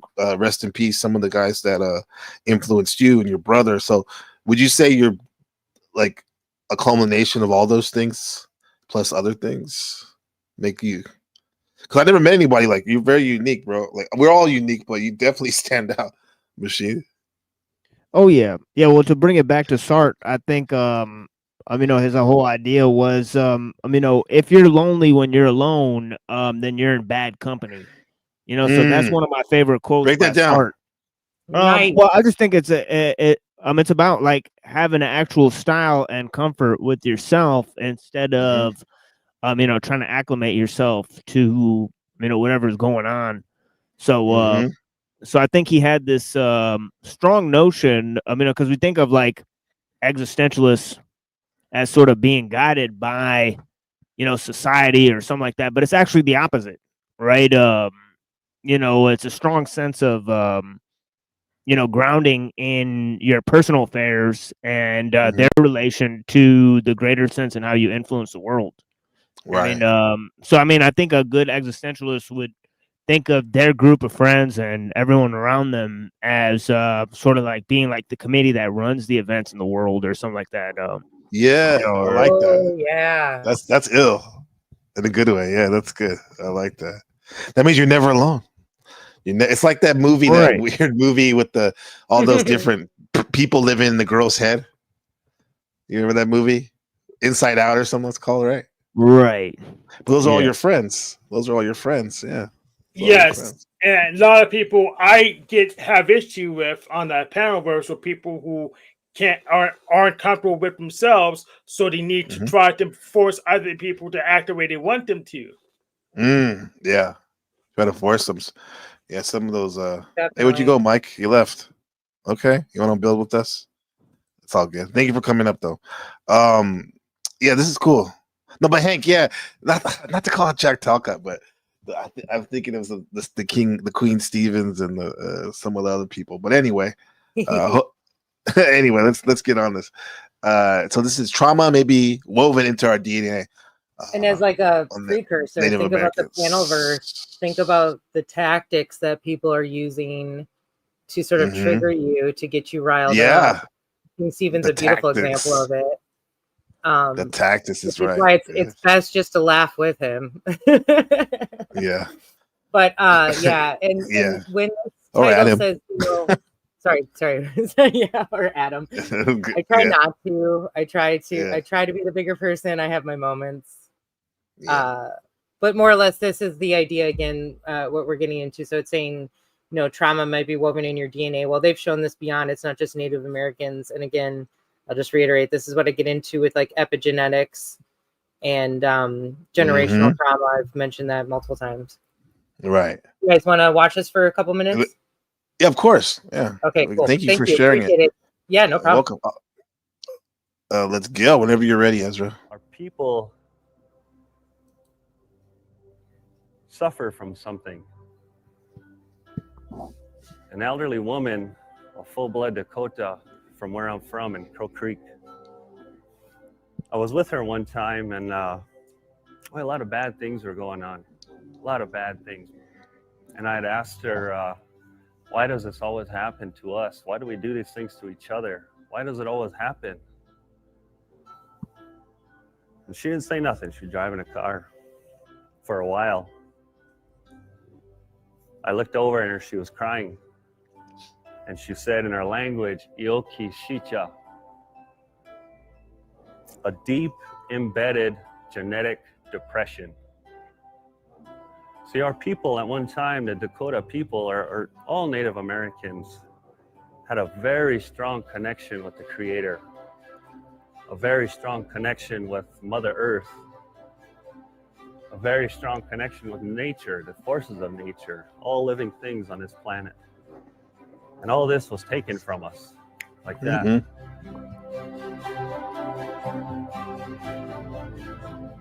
And we lost this connection with everything that we had. That's where this depression comes from. Mm-hmm. A lot of our people are severely depressed. They don't even know it. This depression is just now clinically diagnosed as the same thing soldiers suffer from when they return from combat.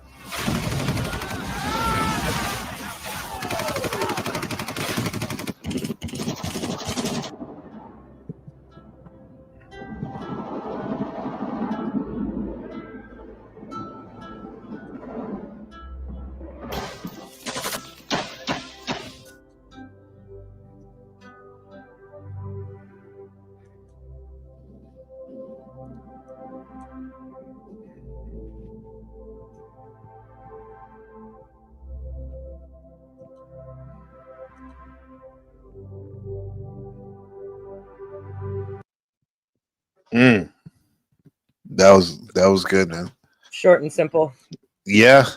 The trauma and our each one of us have on our on our meta narratives, aka your genetic bloodline and stuff, right? And all the people that have similar ones, and even also we can even extend it over to like us as just living in this modern age, right? All of us, even if you're not Native American or whatever, Yeah, right. Like just based on our own development in this world, right? Yeah, because even if you were like a blue blood aristocrat from the Louis the 15th day, think about all the trauma in that. Yeah, they had like more than most 93% of the people, but there's trauma in that, in that genetics too, and they contribute to making the world as well. So it's everywhere. It's just, what do you think? We just need to slow down. Yeah. Yeah. And again, this is the studies that were done in the book that I again referenced. The Body Keeps the Score and connects to this. Yeah. So it's like they were able to show this is yeah, you get it. So you're trying to go beyond, like this one step beyond madness. You're going beyond into the wilderness. I go beyond the railing. The railing. Yeah. I do like to test my I guess my free will. Like it was like, is God gonna decide that this is the day? I do tend to push it when I go hiking and stuff. So that yeah. This is the railing, but maybe sometimes. Maybe sometimes, right? And be careful, because it's funny because we were talking about from yesterday's broadcast. We were talking about the different layers of the internet. And at the very bottom, it's all theoretical. Once you get past like the first 2 or 3 layers, at the very bottom is something called, or the second to the last, is called the fog, and it's this weird kind of like a purgatory, I would say, for cyber entities mixed with the computer technology. It's weird. It's like, and then when I see the fog right there, ominous fog, I'm thinking about that. I didn't see that show, but if it didn't use the TCP/IP model, then it's wrong. Yeah, I don't even care if you use the OSI model. That one's wrong too. When you use that's probably what. It's wrong. But it is fun to play around with, Hank, and I appreciate you being right and exact. But I would think there is some type of jump off point that really we can't explain, like what's kind of going on at the internet at its core. Just like it's kind of like we don't really know what's going on in this human thing in our war at the core, really. Yeah. No, I have actual expertise in this. I have a degree. I have actual expertise. Oh yeah, that's right. Because you never take an L. I get it. You win at all costs. Yeah. No. When it's not important, I lose. Okay.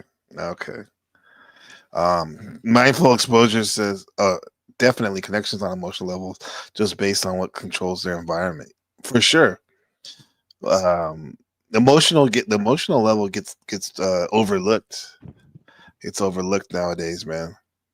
I remember there was a woman that was crying while we were talking and with somebody else too, and she was crying and she's like, oh, I apologize for crying. It's like, what age are don't apologize, it's normal. I said, what day are we living in or even a woman has to like feel insecure about crying?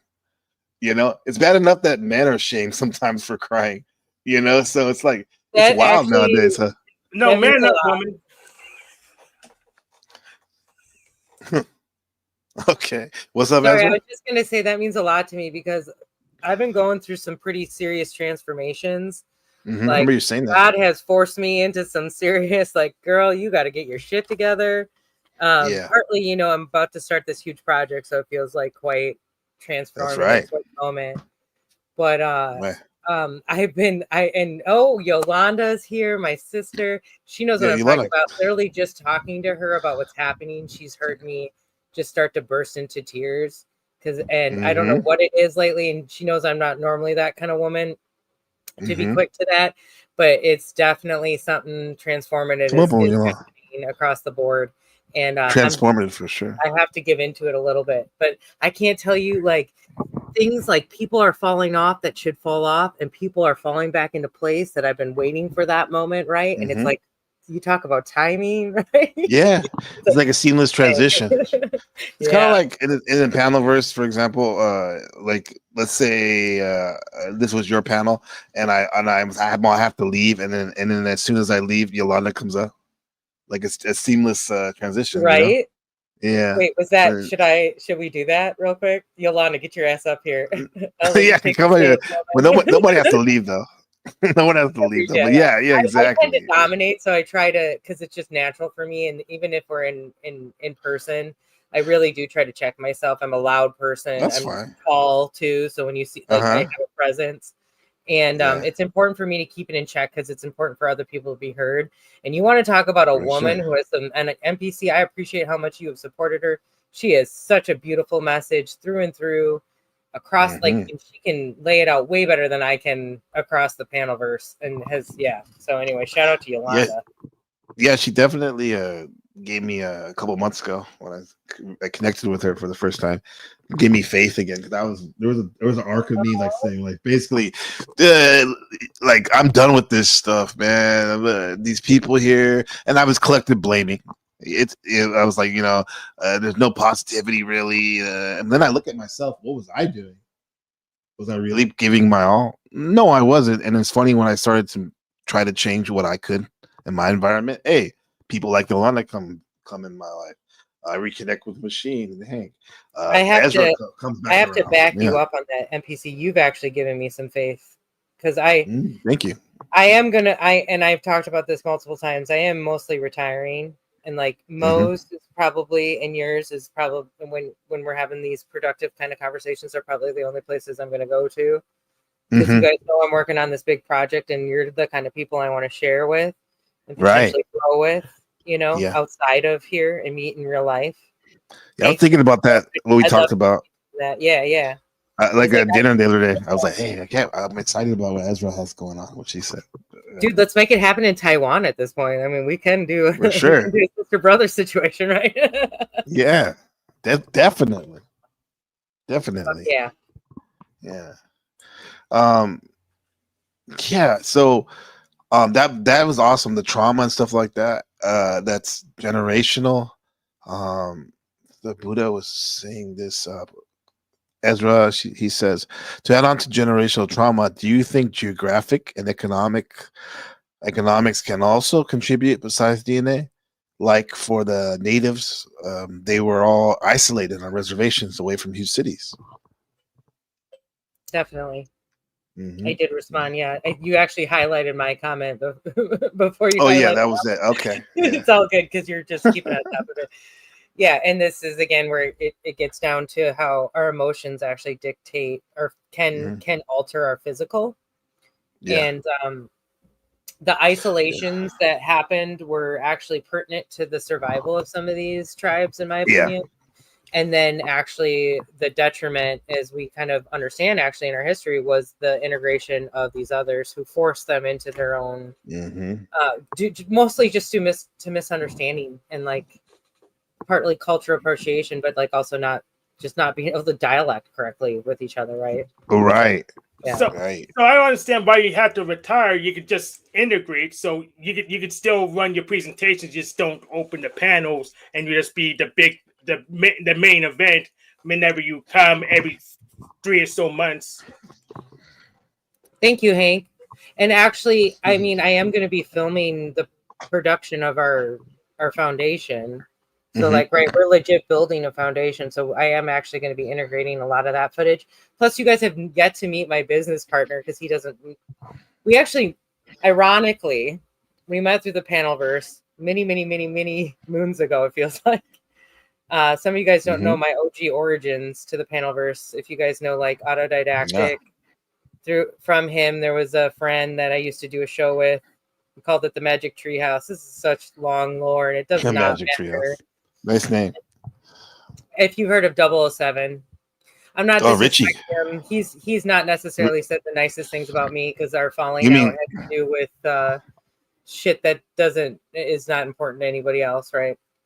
You mean Richie, right? 007? Yeah. And so through him, I met my really good friend Kevin, and he and I have been friends for several years.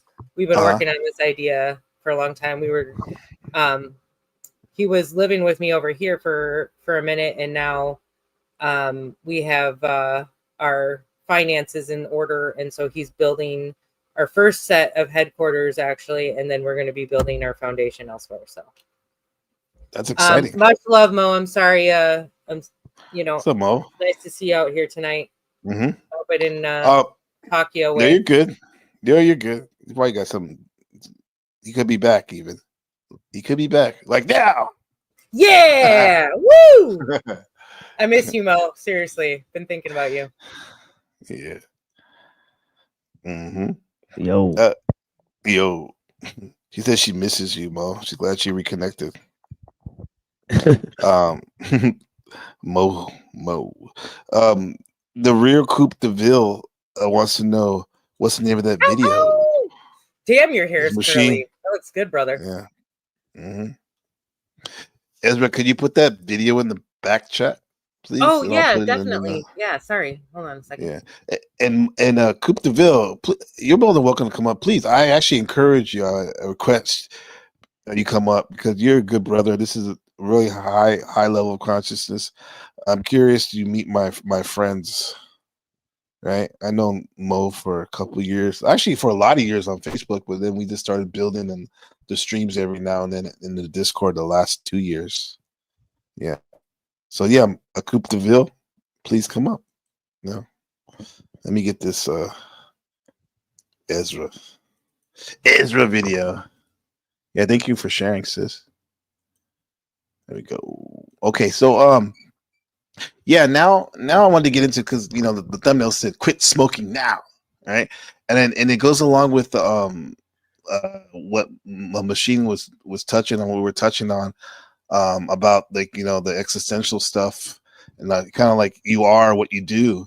So and he said something that kind of matches up with this video, which we'll see about instead of just like when you're trying to quit something, just focusing on what you don't want to do, like maybe focus on some behaviors that will override that, for example.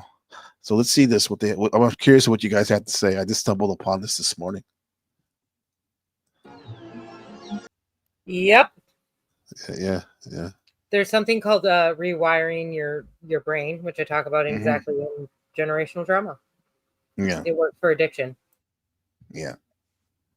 Interesting. Also, why do we sometimes have addictive behaviors? Because of our trauma, he was actually just laying out. It's like, how do I relax? How do I get to this point? Right. Right. Yeah, exactly. Yeah. As I take a hit from my bowl. Well, at least we'll just stick to smoking cigarettes.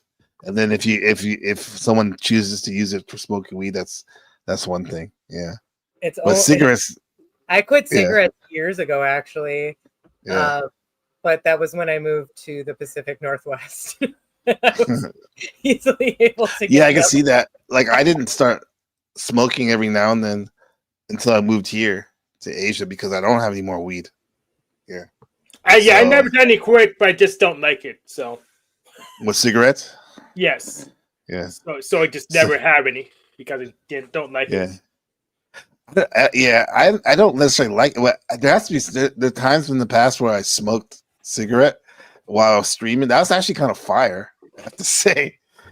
Maybe I thought in my mind I was like a Howard Stern or something, or Rush Limbaugh. I don't know what was going on. Trying to like equivalent this to my Panelverse addiction. Just taking out smoking. It takes on a new level when you hear it like that. When you hear it like that. MBC, dead on. Like, there is something weirdly addictive. And okay, so actually, let's talk about again drama bond or trauma bonding. Yeah, drama bonding. Both. It's both. Yeah. Trauma / trauma. Yeah. Exactly. Mm-hmm. Yeah. Yeah, that's one of the examples. Go ahead.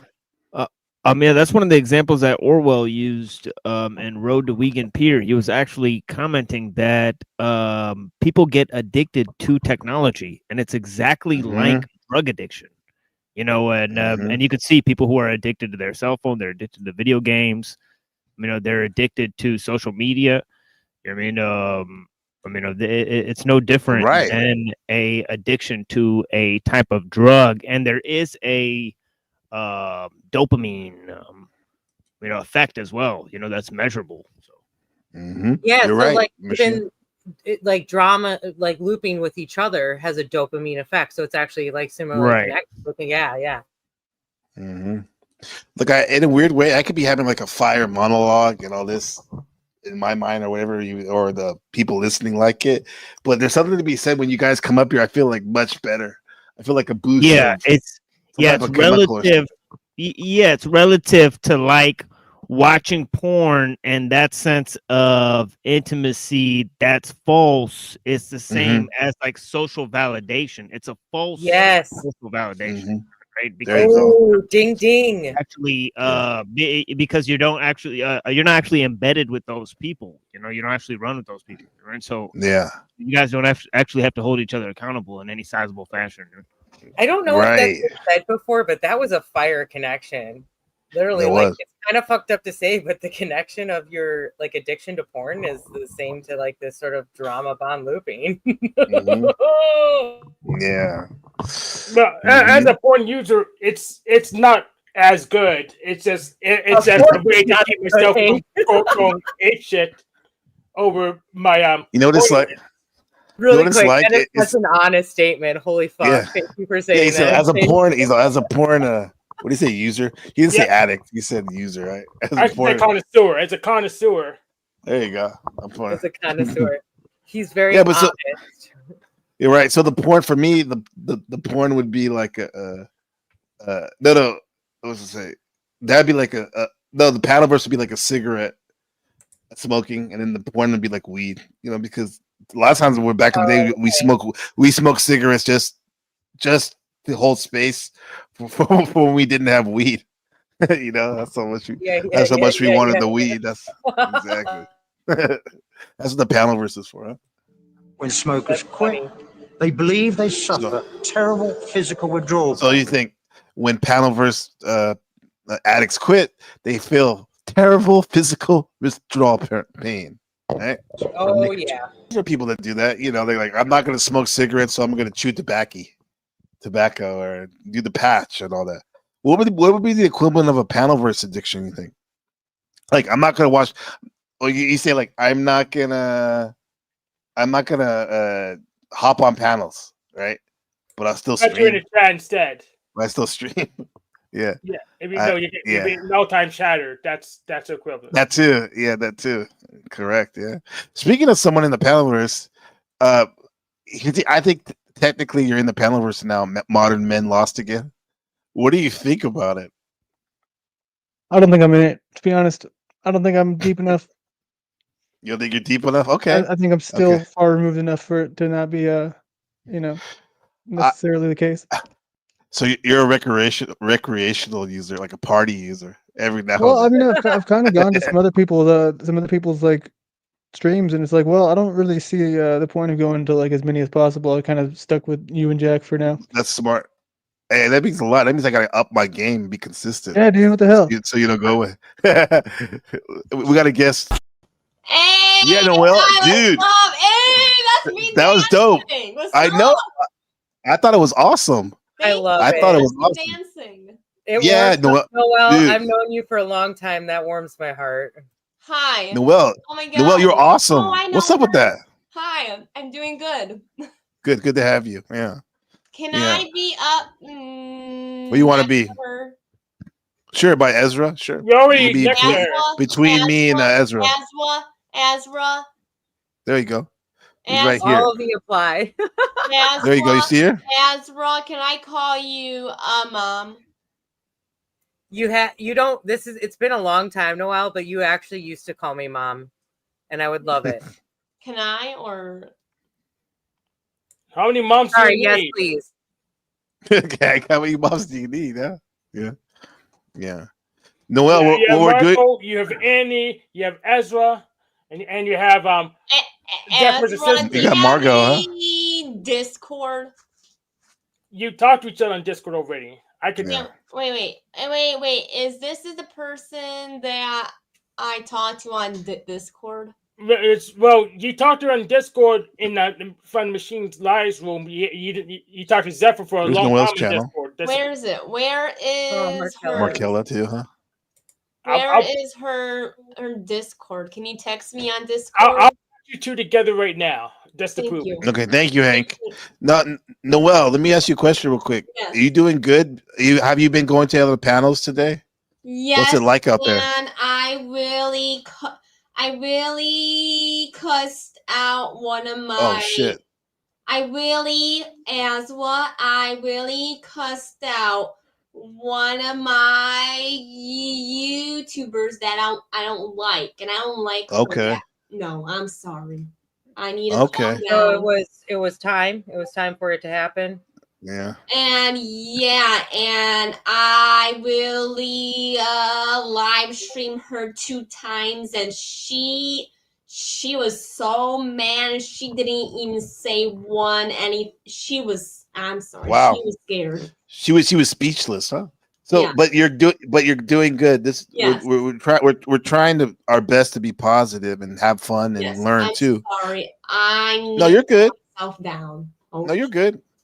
Yeah. So what we're doing here to keep you up to speed, we're talking about smoking. We watched a video on smoking and how people get addicted to cigarettes, right?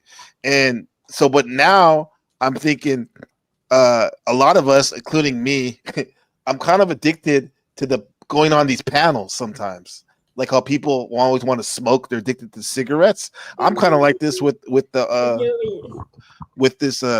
whatchamacallit panel. So we're trying to compare the two, smoking and panel versus addiction. So just to let you know, we're almost done with this video. Hold on. Your addiction from a drug by taking the same drug that you're addicted to. It's absolute nonsense. He basically saying quick cold turkey, right? More or Well, less. and he just said like the only thing that's preventing them from not doing it is another dose of it.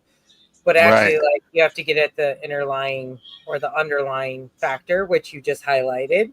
The body keeps the score. So, like, what is actually triggering it from the get-go, which is usually some sort of wiring of your brain functionality to deal with any sort of trauma in any sort of format. How do you relax? Right? How do you relax? For sure. How do you relax? That's a good one. How do you feel when the trauma is in front of your face? How do you? A weird way I relax is like when I'm chilling on the couch or something. I grab my phone and I doom scroll. Not necessarily scroll for doom and gloom, but scroll in general. Oh, dude, that's so connected. I'm sure I'm not the only one, huh? It's actually like and I'm not trying to harp on you, but like, because I don't get me wrong. And I've here got, is my second Right. channel if you guys want it. Okay, you can put Do it it. in the private chat. On the private channel. And I'll- Okay. and I'll put it in the regular And chat. can you can I put my third channel down too? Oh shit! You have 3. I mean, 2 is good, but if you really think you need to do 3, okay. Yeah. But That's my third channel. okay, yeah, I'll put it out there for you in the I regular put chat. it down into the chat. Okay.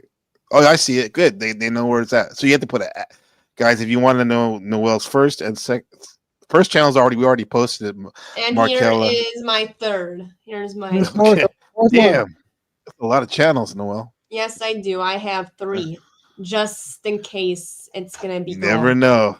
Never You never know. know, huh? And in You never know. conjunction with that, Gracie Gray, your comment, it's Uh-huh. all habit, respectfully, is a beautiful Hank. statement. Hank. Right. Yes. Nico Flamo. So can you shout to? I got this. Did you get it? Yeah, one of them was a misspell. I got found the other one. Here's There's a switch- nothing on the channel. Oh, just one thing on the channel. I have 5 We'll minutes. switch this up. There's a story that I saw. I saw it like last week, and then people have been sending it to me, and somebody sent it to me again, and I was gonna talk about it I added last you. week, but I guess I'll just talk about it now. I'm trying to relate it to what we're talking about. You are what you make up. You know, you define yourself. You define yourself, right? 50 subscribers on that channel on Noel the Dab before I go Okay. live. I can't go live. I need. Okay, you need 100. Well, Noel, we're gonna watch this movie real quick, and then you can. Well, then we can tell us what you think about it after. But I what's added up? you on Discord. Sorry. You don't need to subscribe to go live. I can't go live. I can't. Well, here's the thing, guys. Hold on. Maybe you could. Hey, guys. Maybe you can talk about that in the back chat or something. Type to each other. But we're gonna try to relate this to the whole thing about like your actions make who you are. And I thought this guy, the way this guy's lifestyle, it's kind of an untrue way of being. And in trying to fit in, he ended up digging himself a hole. So I wanted to think what you guys think about it. And how you can self-snitch on yourself by trying to flex. So here we go. Nice. Thanks, Gabe. And this was his reason. Welcome. This TikToker just filmed himself committing a crime, and this was his reason. Why I'm a pimp. Well, then he got hit with 3 decades in prison. So trying to tell me leave alone? On social media, it's trying to tell me leave money alone. Cedric Dorsey painted himself as a pimp. Why I'm a pimp. With money, swagger, and influence. Isn't it crazy like how nowadays it's like mainstream? What are we watching? We're watching a video about what not to do, basically. Okay. That's all. Okay. Shadowboot has a comment. He said NPC that leads us into what we really think of relaxing. What relaxing is: discipline and accomplishments versus gluttony and lethargy. Yeah, discipline and accomplishments definitely probably better time spent. It's more dopamine rewarding, or is personal growth more rewarding? I want personal growth to be rewarding. Now, is that the case? We shall see. Yeah. Look at this guy. CCC. I was saying, like, it's crazy how this is considered in a lot of the culture, not just quote unquote black hood culture, but culture in general, American culture and world culture. This was seen as being cool, being a pimp. 333. But investigators say his lifestyle was built by forced work as Dorsey trafficked a woman into in Seattle, Bellevue, Kent, and Las Vegas. So meet Cedric, aka CCC Cash Chasing Set, a guy who literally documented his own downfall by flexing his crimes online as they were accomplishments. Because what better way to get locked up than posting proof of your felonies with the confidence of being like some sort of like 2016 SoundCloud rapper. But this whole situation started with what it looks like to be a domestic violence call in April of 2024. Bellevue police responded to an apartment in the fact. Can you imagine if you like believe in the judgment day, like a lot of Christians and Islamic people and Jewish people think, like you'll be judged, and let's say like you're doing a stream and you're trying to, you know, be spiritual, quote unquote spiritual, but in essence you're not walking the walk, and in the Most High is like reviewing your life when you quote unquote pass away, and then like they use the Most High and it uses like your stream, your live stream to convict you for what you were doing. Oh, I pre-planned for that thing. Yes, so if they want to do that, I'm ready for them. You're ready for it? Okay. Yeah, they know. They know. I talk to them on a regular basis. If they want to do that, I'm ready for you. Yeah, I like the whole thing about Islam where I heard that like they don't really like you to self snitch on yourself. Like if you do something wrong, you don't need to share it. I think you're not supposed to share it with other people, because that's kind of like, because you're going to be judged for everything when you quote unquote die and move on in the day of judgment. So it's like, what's the point of self snitching on you, right? Yeah. Yeah, it's called concealing the faults of both others and yourself, to There not you promote There you go, my friend. wrongdoing. Right.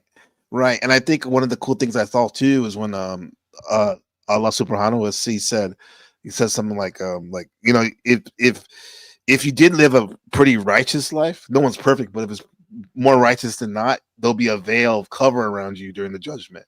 So at least you'll have that. Mo, and I was just gonna ask Mo, like, is that because like if you're actually talking or speaking it, then you're more or less like manifesting it, you're sort of bringing it on into your spectrum, and that, you know, that's why you need to just be more like, I don't know what the right word is, but humbled about it, maybe. Yeah, I think it's like more, you know, like having an upright character and also preserving that of your friends. Like you don't want to magnify like people's faults. Like if somebody made a mistake, like you want to like kind of like not like make it a big deal in public. Like you want to like pull them aside and be like, hey, look, like this is a wrong thing you did. So it's not like a big virtue signal, like, you know, that you're like saying to everybody, like, look, like I caught this guy doing this thing. This is exactly what I'm doing here then, huh? And what this TikToker, this YouTuber guy does. And I guess I'm watching it and sharing it with people. So in a sense, I can say under the guise of education, but it's important. Exactly. Don't you feel like the panelverse has been exhibiting this like across the board? Right. This sort of, they're like, not.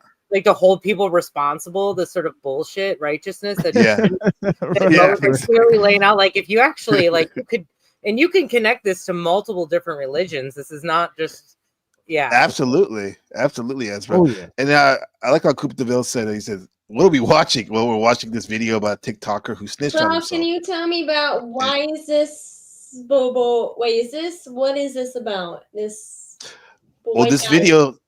Go ahead. It's about a guy who's like basically doing bad things on YouTube, and then he gets caught. So the police came and got him for doing what he did on the video, or claiming to do what he did on the video. Noel. Yeah. So we're trying to learn from it. Tell me, like, who is he? I don't know him on YouTube. Well, we're gonna play it, and you can see. Yeah. I just wanted to stop it just to make sure we're on the right page. Thank you for asking. That's a great question. So it says, what are we? So it's the same question that Noel said. How does this news clip relate to trauma stored in the body? Okay, Ezra. Anybody? Yeah. The body keeps the score. There you go. Again, like, can reference this book Until I'm Blue in the Face. I would highly recommend checking out. They actually get into the cultural and the tribal background of this, of how it is. They can more or less back this statement up, but that we are heavily influenced in our own disease. So disease distress connection based on our environment and our generational background, and that it's mutated through our DNA. So epigenetic mutation is another word that you'll hear. Right. She's so sharp, the real Coupe DeVille. She is very sharp. Yeah. Appreciate that. Yeah. NPC, you lay it down, dude. You handle things really well. I'm very impressed. Yes. Thank you. I mean, I have to. I have a lot of people I stood on the shoulders of, you included, Machine, and everyone here, man. Like, I wouldn't be. I learned from all you. Yeah, yeah. He also said, "Oh, this man too, Tom Platt's our favorite bodybuilder." He said, "Want to be strong? Learn to be alone." Bodybuilder legend Tom Platt. That's true. That's true. Oh, It's a good one. 1,000%. Like, please go take a long fucking hike in the woods by yourself. It does wonders. Yeah. Yes. I love how Ezra always brings it back to nature, because this is what the Taoist, the way of being, which Machine is very familiar with, and I want to get into more here in Taiwan. We say, I saw another comment. Oh, and non-duality, Machine. Anybody? How could that relate this to? Even though we haven't really watched it yet, how can we? What can we say about non-duality in this Machine? You think? I think I think like this almost like having two selves instead of just having one. So I think it would magnify the problem of trying to get rid of the self through non-duality. I mean, right, by being a real life actor. Yeah, very good. I'd be like Joe Cool. Very good.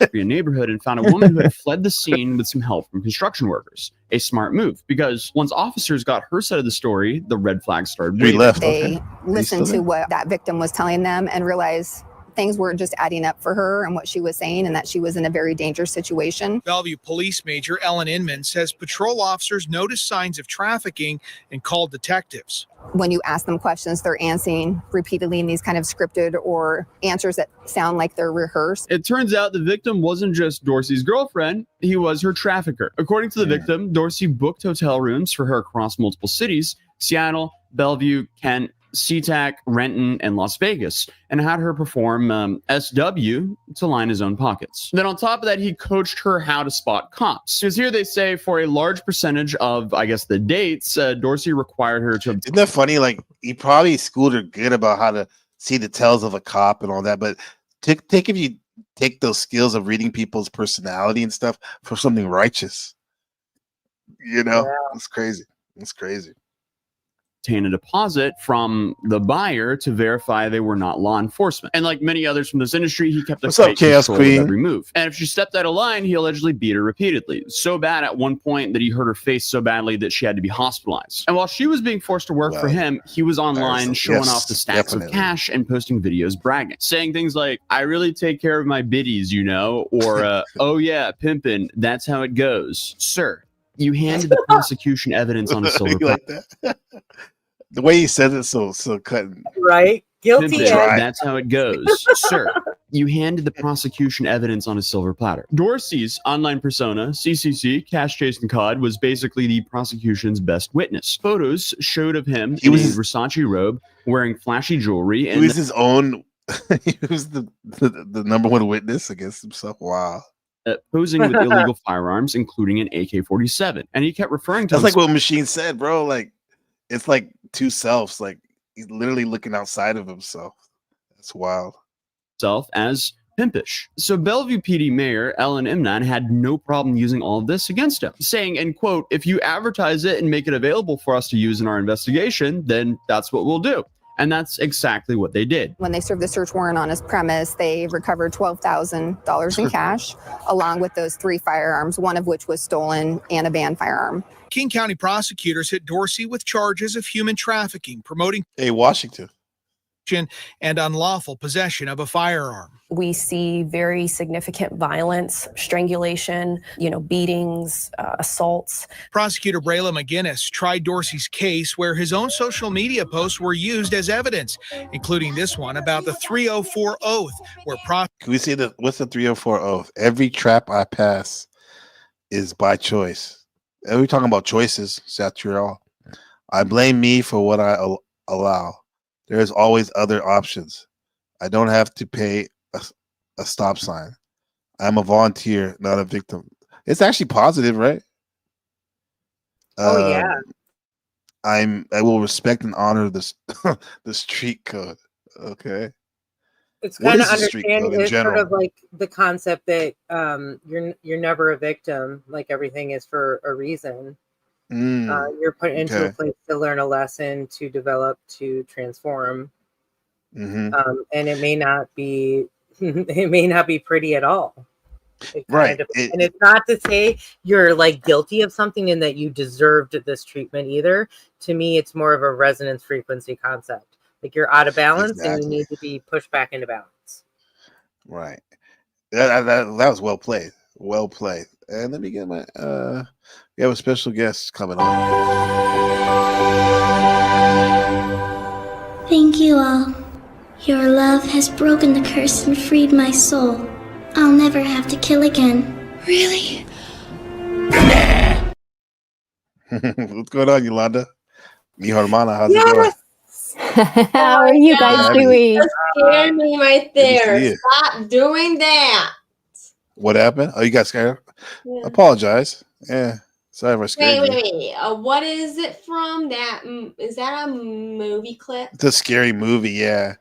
I didn't know you were scared of scary stuff like that. I won't do that again. Kind of like that. Yeah. And You know what that is? That's a jump scare. Yeah, those can get you sometimes. Yeah. Now I know, Noel. Okay. So why, I will do that. So why? Noel, real quick, I don't feel like that defines who Yolanda is at all. No offense, NPC. I see why, because she is like to me, she's a holy figure. But going from horror character. I wasn't disrespecting Yolanda. I know you weren't. I know. I was looking for a clip that didn't say nigga or some craziness. That was like the most tame one I have in my slots right now. You good, Yolanda? Oh yeah, I'm just good. I'm not quite sure what's going on. I'm just listening in on what's happening. We got a little scared from the horror. I didn't even know there was another girl on this panel. I'm sorry. Yeah. Our good friend Yolanda, mi hermana, my sister, and we were talking about we watched this cool video about stop smoking, right? And then we were relating it to like the panelverse addiction of smoking addiction. And when the guy was laying out the maybe you saw it, the cigarettes and stuff, what how to overcome that. We're thinking about certain things that relate to hitting these panels a lot, maybe more than some of us should. And then now we're watching kind of like what I used to call examples of an untrue way of being of this guy that was arrested for pimping and pandering. Yeah. So this is what we're at right now, Yolanda. What do you got? What have you been doing lately? I haven't seen you. For me, I've been slowly working on a stream because unlike, you guys are really good at being able to do these streams every day. It takes me a while to build it up to what I want to do when I finally do one. Mm-hmm. But I've been focusing a lot on transmutation. That's really what I've been. I've heard that before. What does that myself. mean? What does that exactly mean? Transmutation to you? Well, I would look at it as being in a stage of your life when you are, let's look at it in the alchemical sense of redefining the lead of suffering or the lead in suffering of ignorance and imbalance and putting it into alchemically gold of wisdom, which then helps us to transmute love and unity with one another. And so I've been really focusing on that these days. Okay. I like that. I feel like that defines Yolanda. Most of you don't know her necessarily to the death, but she literally carries this with her like through and through.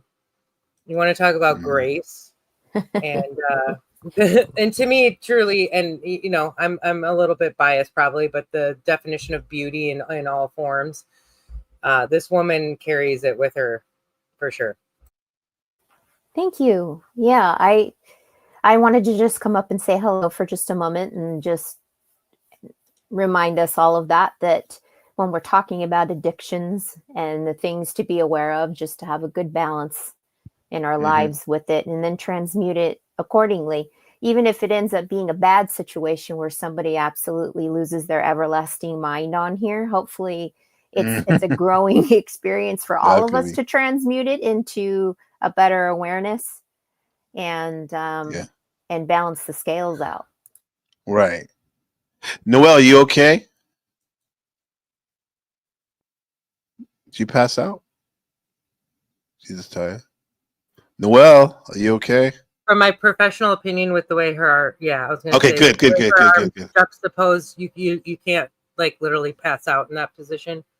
But, Okay, well, somebody asked in the chat. Yeah. No, I know. Sorry, I was just reiterating so you understood. No. Thank you for your professional opinion, because it actually helps, because we're like, oh no, that's not passing out. And Noelle knows, we've already talked about, she knows she's taking some nice deep breaths right now and letting whatever we're not fully aware of, let it go, because it doesn't matter, Noelle. It has nothing to do with who you are or what you're doing, and it doesn't define anything about your situation. Let it go. Right. Thank you for that. I found this video interesting clip about transmutation, because I've always heard it, but I want to see what. In the next few minutes, we will exploration of the collective unconscious and the transformative power of archetypes aligns with the principles of transmutation.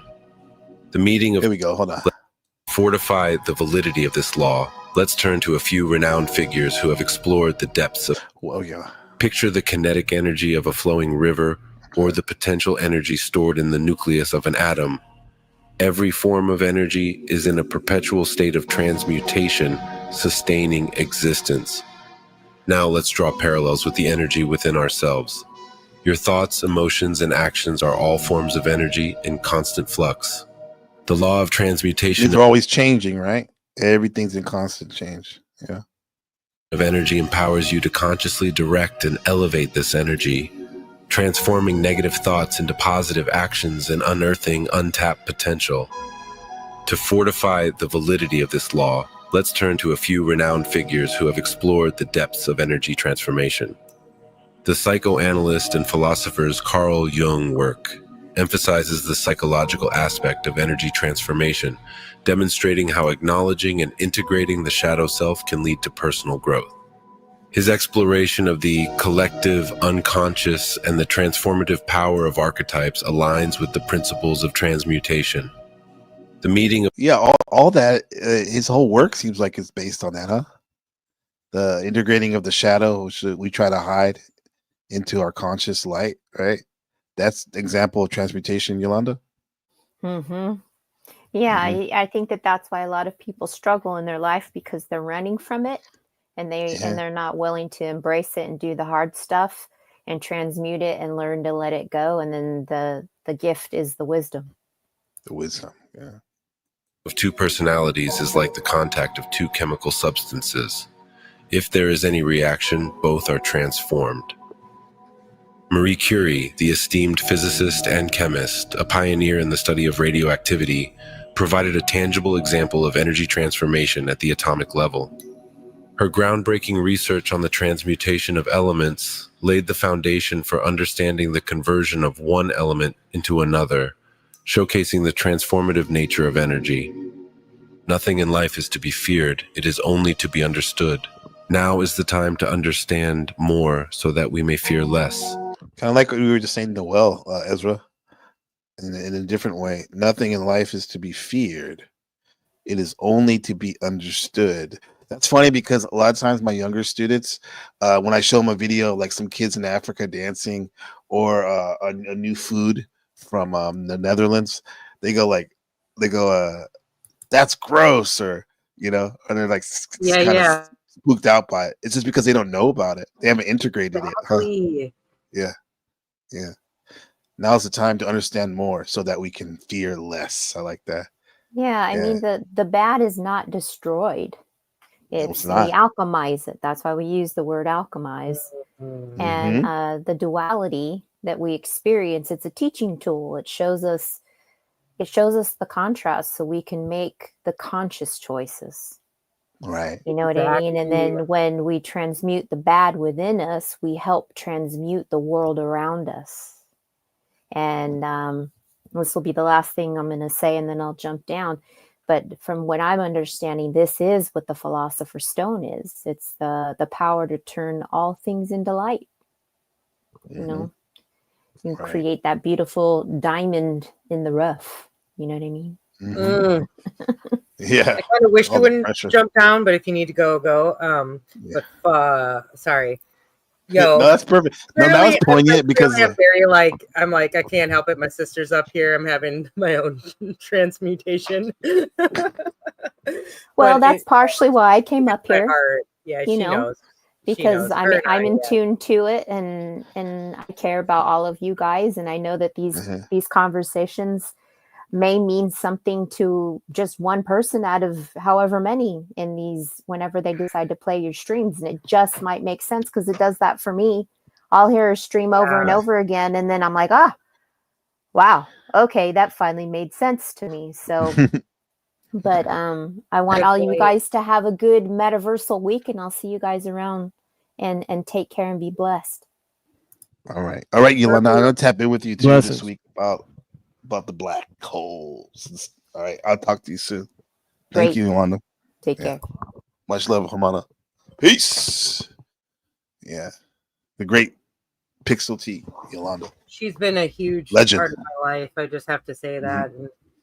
And the Panelverse is a weird place, right? And out of it, there's been some people who have really stuck with me. I think others can, relate to this or exemplify. But Mo, right, one of my brothers, but I mean, you talk about Yo and I got to meet her in real life. Oh, really? Oh yeah, and we are arranging our next setup, but I am working on hiring her for a project because you talk about somebody who has so much to offer. I would take her on in a heartbeat. She's amazing. So, and awesome. Just before I finish talking, because I'll also wind myself down. Not that I'm leaving immediately, but Noelle, whatever you need to do to make yourself a little bit happier and bring yourself out of your funk, go fucking do it. Go make yourself happy, girl. Don't let whatever is letting you down take you over. It's so easy.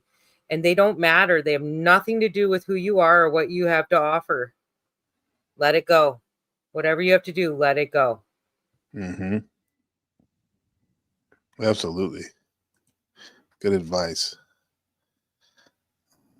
Thank you, Ezra. Thank you, Gabe. You are you're a breath of fresh air, as they say. Seriously, amongst like some coconut water. Yeah, nice. Some cold coconut water. That's always nice, right? Tastes good and it hydrates you. Yeah. That's me, huh? While going forward, let's see some real-life examples that vividly illustrate the law of transmutation of energy. Apple's rebirth. In the late 1990s, Apple was on the verge of bankruptcy, facing financial troubles and a lack of innovation. When Steve Jobs returned to Apple in 1997, he brought a visionary mindset. Instead of succumbing to the negative energy surrounding the company, he transmuted it into a driving force for innovation and excellence. The introduction of groundbreaking products like the iMac, iPod, iPhone, and iPad transformed Apple into one of the most successful and influential tech companies globally. It's my house. From struggle to success. Before the success of the Harry Potter series, J.K. Rowling faced personal struggles, including poverty and rejection from publishers. Rather than succumbing to despair, Rowling transmuted her challenges into creative energy. The experiences of hardship became the foundation for the magical world of Harry Potter. Her perseverance and ability to turn adversity into literary gold not only transformed her own life, but inspired millions around the world. Yep, that's the one book when no matter how old my students are, from first grade to high school or even college, they're always, most of them have read Harry Potter. Yeah. Now that we recognize the significance of the law of transmutation of energy, let's explore practical ways to integrate it into our daily lives. Conscious thought transformation. Become aware of your thoughts and consciously transmute negative or limiting beliefs into positive affirmations. Redirect the energy towards constructive goals. By recognizing and challenging negative thought patterns, you can harness the transformative power of your mental energy to our daily lives. Conscious thought transformation. Become aware of your thoughts and consciously transmute negative or limiting beliefs into positive affirmations. redirect the energy towards constructive goals. By recognizing and challenging negative thought patterns, you can harness the transformative power of your mental energy. Mindful communication. Practice mindful communication to transmute conflict into understanding. By approaching disagreements with empathy and active listening, you can transform the energy of conflict into understanding. I think this is the most important thing. Is what Shadow Buddha and I and others who have been this last 2 weeks have been pushing. Hashtag mindful communication. Hashtag right speech. I think this is panel verse alchemy gold right here, guys. Practice mindful communication to transmute conflict into understanding. Transmute conflict into understanding. So every time you see a conflict, instead of saying it's like, oh my God, which is kind of true, at least switch that to like, this is understanding, a moment, opportunity for understanding. And understanding, my friends, in this realm is like gold. Right? Yeah. And you see, I mean, I know she meant to write more, but I love the fact that just putting trans to just stop yourself for a second and think about what's going on in the world and how it's used in a negative connotation. And don't get me wrong, I think we all understand where those extremes are, but the word in itself and what that actually, right, is in the momentum moving forward and what we're watching happen right now is so important. Absolutely. So, anyway, yeah. Again, I have to shout out to you talk about a voice among voices in whatever the hell we're mixed up in right now. And I can't wait to give you a hug again, sister. Yeah. Beautiful. By approaching disagreements with empathy and active listening, you can transform the energy of conflict into opportunities for mutual growth and collaboration. This strategy is particularly effective in personal and professional relationships. Physical wellness practices. Embrace activities that promote physical well-being, such as exercise or yoga. Transform the energy. Absolutely. Or going hiking, which Ezra tells us always to go outside and take off your shoes and ground yourself in the dirt, in the sand, in the grass. Yeah, all that. I got my nature videos queued up if you want. Just teasing, but yeah. You're funny. Within your body. Those are great, though. Definitely need to hit that. To enhance vitality and overall health. Physical wellness practices not only contribute to a healthier body, but also positively impact mental and emotional well-being. Creative expression is therapy. Use creative outlets as a form of therapy. Noelle, can we get a thumbs up? You okay, babe? Is there anything we can do? She just slowly tilts. Tired. Give us a little chuckle. We see you. You know we see you. You're seen.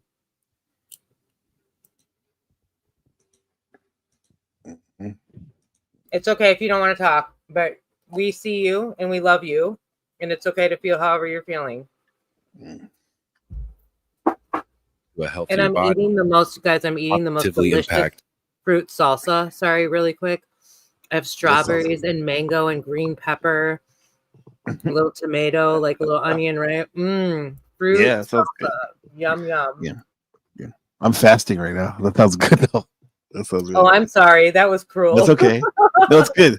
I mean, it sounds good, but it's not like my favorite or anything, but it sounds refreshing. It's actually not mine either. But I have to say, I really acknowledge fasting is something I've really taken on. I think it's crucial to the balance of your body, and I found that my body responds really well to it at certain points. So I am going actually on I'm going to do like a long fasting thing here, and an intermediate, right? At least like a 21 day. Yeah. Right. My wife's doing that. I think she just started yesterday 200-hour fast. Yeah, so we'll see. The beginning is the best because you're all fueled. You can take it on, right? Like week 2, I've got this, and then you're like, end of week 2, you're like, fuck, I want to eat. Yeah. Well, she did a 21-day fast. I think it was 21 days, and no, just water, and then she ended up right after she stopped, she got pregnant the next week. because we did it for health reasons mostly, and then there was like because we were having trouble with that, and then she reset herself, and it was all good. And now we have Ben. Yeah. Mental and emotional well-being. Creative expression is therapy. Use creative outlets as a form of therapy. Whether through writing, painting, or other artistic endeavors, individuals can transmute emotions into creative expressions. This not only provides an emotional release, but also fosters self-discovery and personal growth. The law of transmutation of energy is not just a cosmic principle, it's a powerful tool for personal transformation.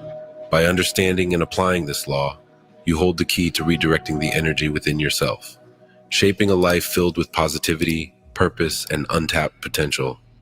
Embrace the alchemical journey of transmutation and witness the profound changes it can bring to your existence. That's dope. Let's do it. Like, yeah. Any thoughts, Mohammed? Machine lies, the machine lies, and on Taoism and transmutation, for example. Oh yeah. I think the whole Taoist principle is about returning to this whole idea of natural simplicity, right? So I think simplicity and sincerity go together. So I've heard it said a lot that there's a lot of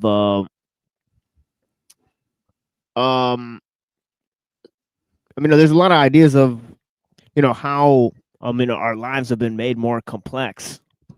So I think trying to simplify your relations, I think, or maybe just simplify how many affairs you can attend to, right? And also having a quality that also comes in taking special care in whatever you do. So paying special attention or quality to those smaller details and things. In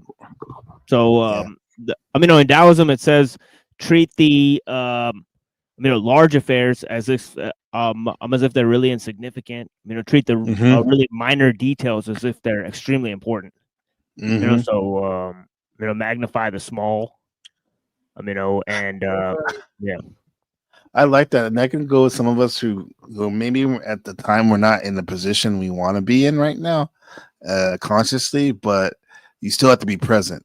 And one way to be present is to be fully engaged in whatever you're doing, right? Like, for example, like people don't like to clean up and stuff. Like Mohammed mentioned, sweeping the floor. You become sweeping the floor if you're really engaged. You're verbing. You are sweeping. Whatever the you are is actually sweeping. Same thing when you're at your quote unquote job, just over broke. Like you're like sitting there in the register, you're a checker, and you have to check these people out, right? Instead of focusing on like, oh my gosh, there's only like 3 more hours left. Just focus on being present with the people you're with and see what can happen. I apologize, Mo. You said something, and I feel so silly that it slipped out of my head already, but I do want to say ADHD, and I think you guys do recognize this with me with something, especially right now I'm working on. But Mo, you said something like about simplicity and connection. I don't want to say simplicity and sincerity go together. Yes. Oh, that is gold. Oh yeah. The Kudos said machine lies is spitting. Yeah, it's been fire. We have his channel, so if you scroll up on his chat, his channel's up here. And spit for days. Literally spit for days. Spit fire. To just back him up, like Mo has first of all respected my ADHD-ness and spurging, puking all over his panel. But I want to talk about somebody who's been a huge influence on me, a huge, just like beautiful golden corner that doesn't, he's not taking over, he's just resonating and exuberating. I would highly recommend, checking out his channel, obviously, but just like really deep core listening to what he has to offer, because where he comes, he's very respectful.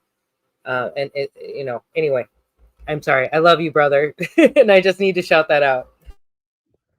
Yeah, blessings, sis. I feel the same way about you. The feeling is mutual, definitely. Appreciate you.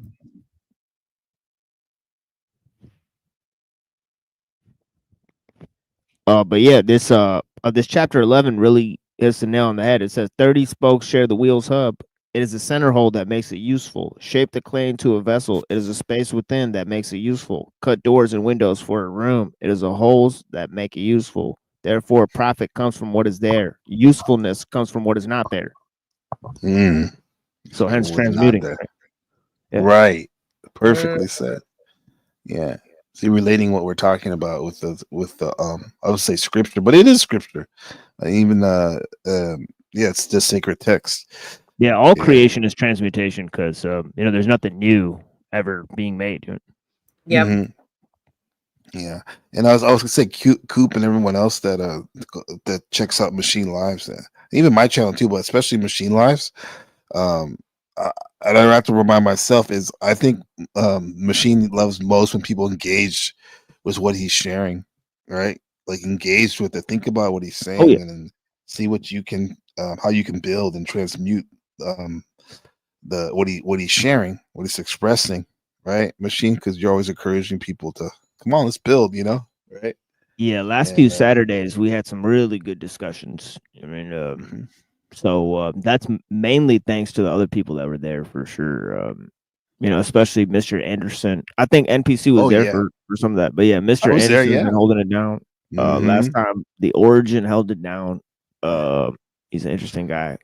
Yeah, got Frank Monday up there, and then Frank Monday is pretty learned about a lot of things. Yeah, he's in my neck of the woods. Yeah, he's in China over there. Yeah. Everyone's coming with the heat, man, over there. I was like, I had to wake myself up. It's kind of like when you play with Jordan, like the Bulls. You finally get in the game, and like I'm watching Jordan, Pippen, and Grant and Kerr do their thing. I'm like, no, they're like, no, you have to play too. You can't just watch. Yeah, I have my few words and put in there, but yeah, it's fun. It's fun to build with Machine and the boys. So Blizzy Blind Fury, good to see you, brother. I don't know if you ever built with Busy. He has a very unique mind. Oh yeah, we had a good conversation one day. Yeah, we had a good conversation one day, definitely. Yeah, he's definitely a deep thinker. Yeah, and shout out to Blizzy Blind for standing up for his beliefs. And yeah, I don't fuck with that racism shit too. Yeah, fuck that shit. Now, I won't necessarily always try to necessarily change someone up front, because I know people who like steadfastly believe that they're this and that. I'm good on that, but it doesn't mean that things that I say I don't plant seeds. Again, so, it goes back to that pimp guy. Like there's a whole difference between who you are and the character you play online or whatever. Well said, because that could be anybody, right? Machine. Exactly, it could be anybody behind the astronaut. Shout out to our friend Orthodox guy. Yeah, it could be anyone. Would that be funny if you lift up Machine? You lift up. This is like Twilight Zone. You lift up the shield, and it's you there. Yeah, it's just me with a southern accent voice changer. Yeah, exactly. That'd be fucking ridiculous. That'd be ridiculous. Oh, that's funny. Oh, that's good. Shit. That's good. Noel, look at your phone. Yeah. Damn, Noel. That is hilarious though. But I think I think you got a pretty good one with the Ralphie May one. Oh yeah, that was funny. He sounds like him a lot, and that's some of the stuff they talk about. Yeah. Because he died. Very similar. So it's possible, yeah. Holy shit! Anytime somebody dies in public, you know what the deal is. You never know. No way to verify it. Yeah, you never know. What did he say? I wasn't trying to make a big deal, but when it's in my face, I'll fight for the race. Yeah, I mean, you stand on you square, your circle, whatever it is, or both. I like that. Whole lot of channeling. Yeah. I think, dude, we're going up on 3 hours, and I think this is a good time to transition to off the NPC live stream for So hopefully you guys have a good evening. And is there anything else you want to get in before we leave? Until the next time. I need cash for weed. We need cash for weed, yeah. Nice. Yeah. I'm just Yeah, you kidding. need That's cash. obviously my picture. I don't even post. I don't even have a Cash App that I post publicly. Yeah. But I appreciate you, NPC. Like, seriously, this is one of my favorite places. I feel like you bring such a balanced perspective immediately. And this is something that I've actually said to Mo, because he also carries that with him heavily, and like, especially in your energies. I feel like you both connect on that realm. So appreciate you both. And I look forward to updating you. I'm going to be on the road in a couple weeks, and I'll be doing a little bit of live stuff, but more of our content's going to come later. But talking about actually like real life interactions, you know, let's talk behind the scenes. Let's do it. There's Yeah. serious opportunity that I'd really like to discuss with my core group. Yeah. And well, I'll be here. I'll be no waiting. offense, Gabe, but that is directed at Gabe quite a bit. Or I mean, Gabe, Yeah. you're Gabe at Mo. Yeah, that's me. That's me. That's me. Shit, I'm Yeah. getting you to it. Mo, he knows me. Yeah, And Noel, I want to see your smile before the show ends. I'm gonna dip out, but I'd like you to put a smile on face for everybody. If you're up for it, no pressure. Whatever's bothering you, though, we like your smile a lot. Okay. Yeah, we love your stuff. We like your smile. We we love love you, Noel, and thank you for Oh, being with us. Yeah, appreciate you guys. And I'll talk Appreciate to you you guys too. soon. Yeah, I got, Okay. I keep talking about this, but yeah, we got serious updates coming around the corner. All right. Yeah, we're waiting for it. Yeah. Much love, Mwah. Ezra. Good night. Oh, love it. Woo. Good night. Good night. Yes. Yeah, so thanks to everyone in the chat. Blizzy Blind, the Real Coop DeVille. I'll hit you up on in the Discord.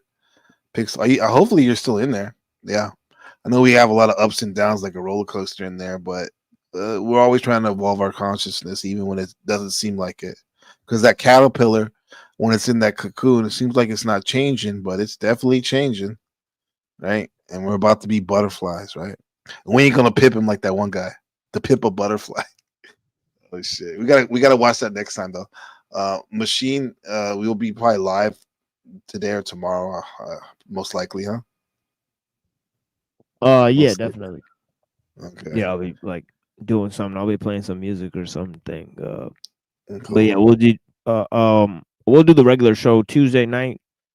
You know, we got a Tuesday night show, we got a Wednesday night show, and a Saturday night show.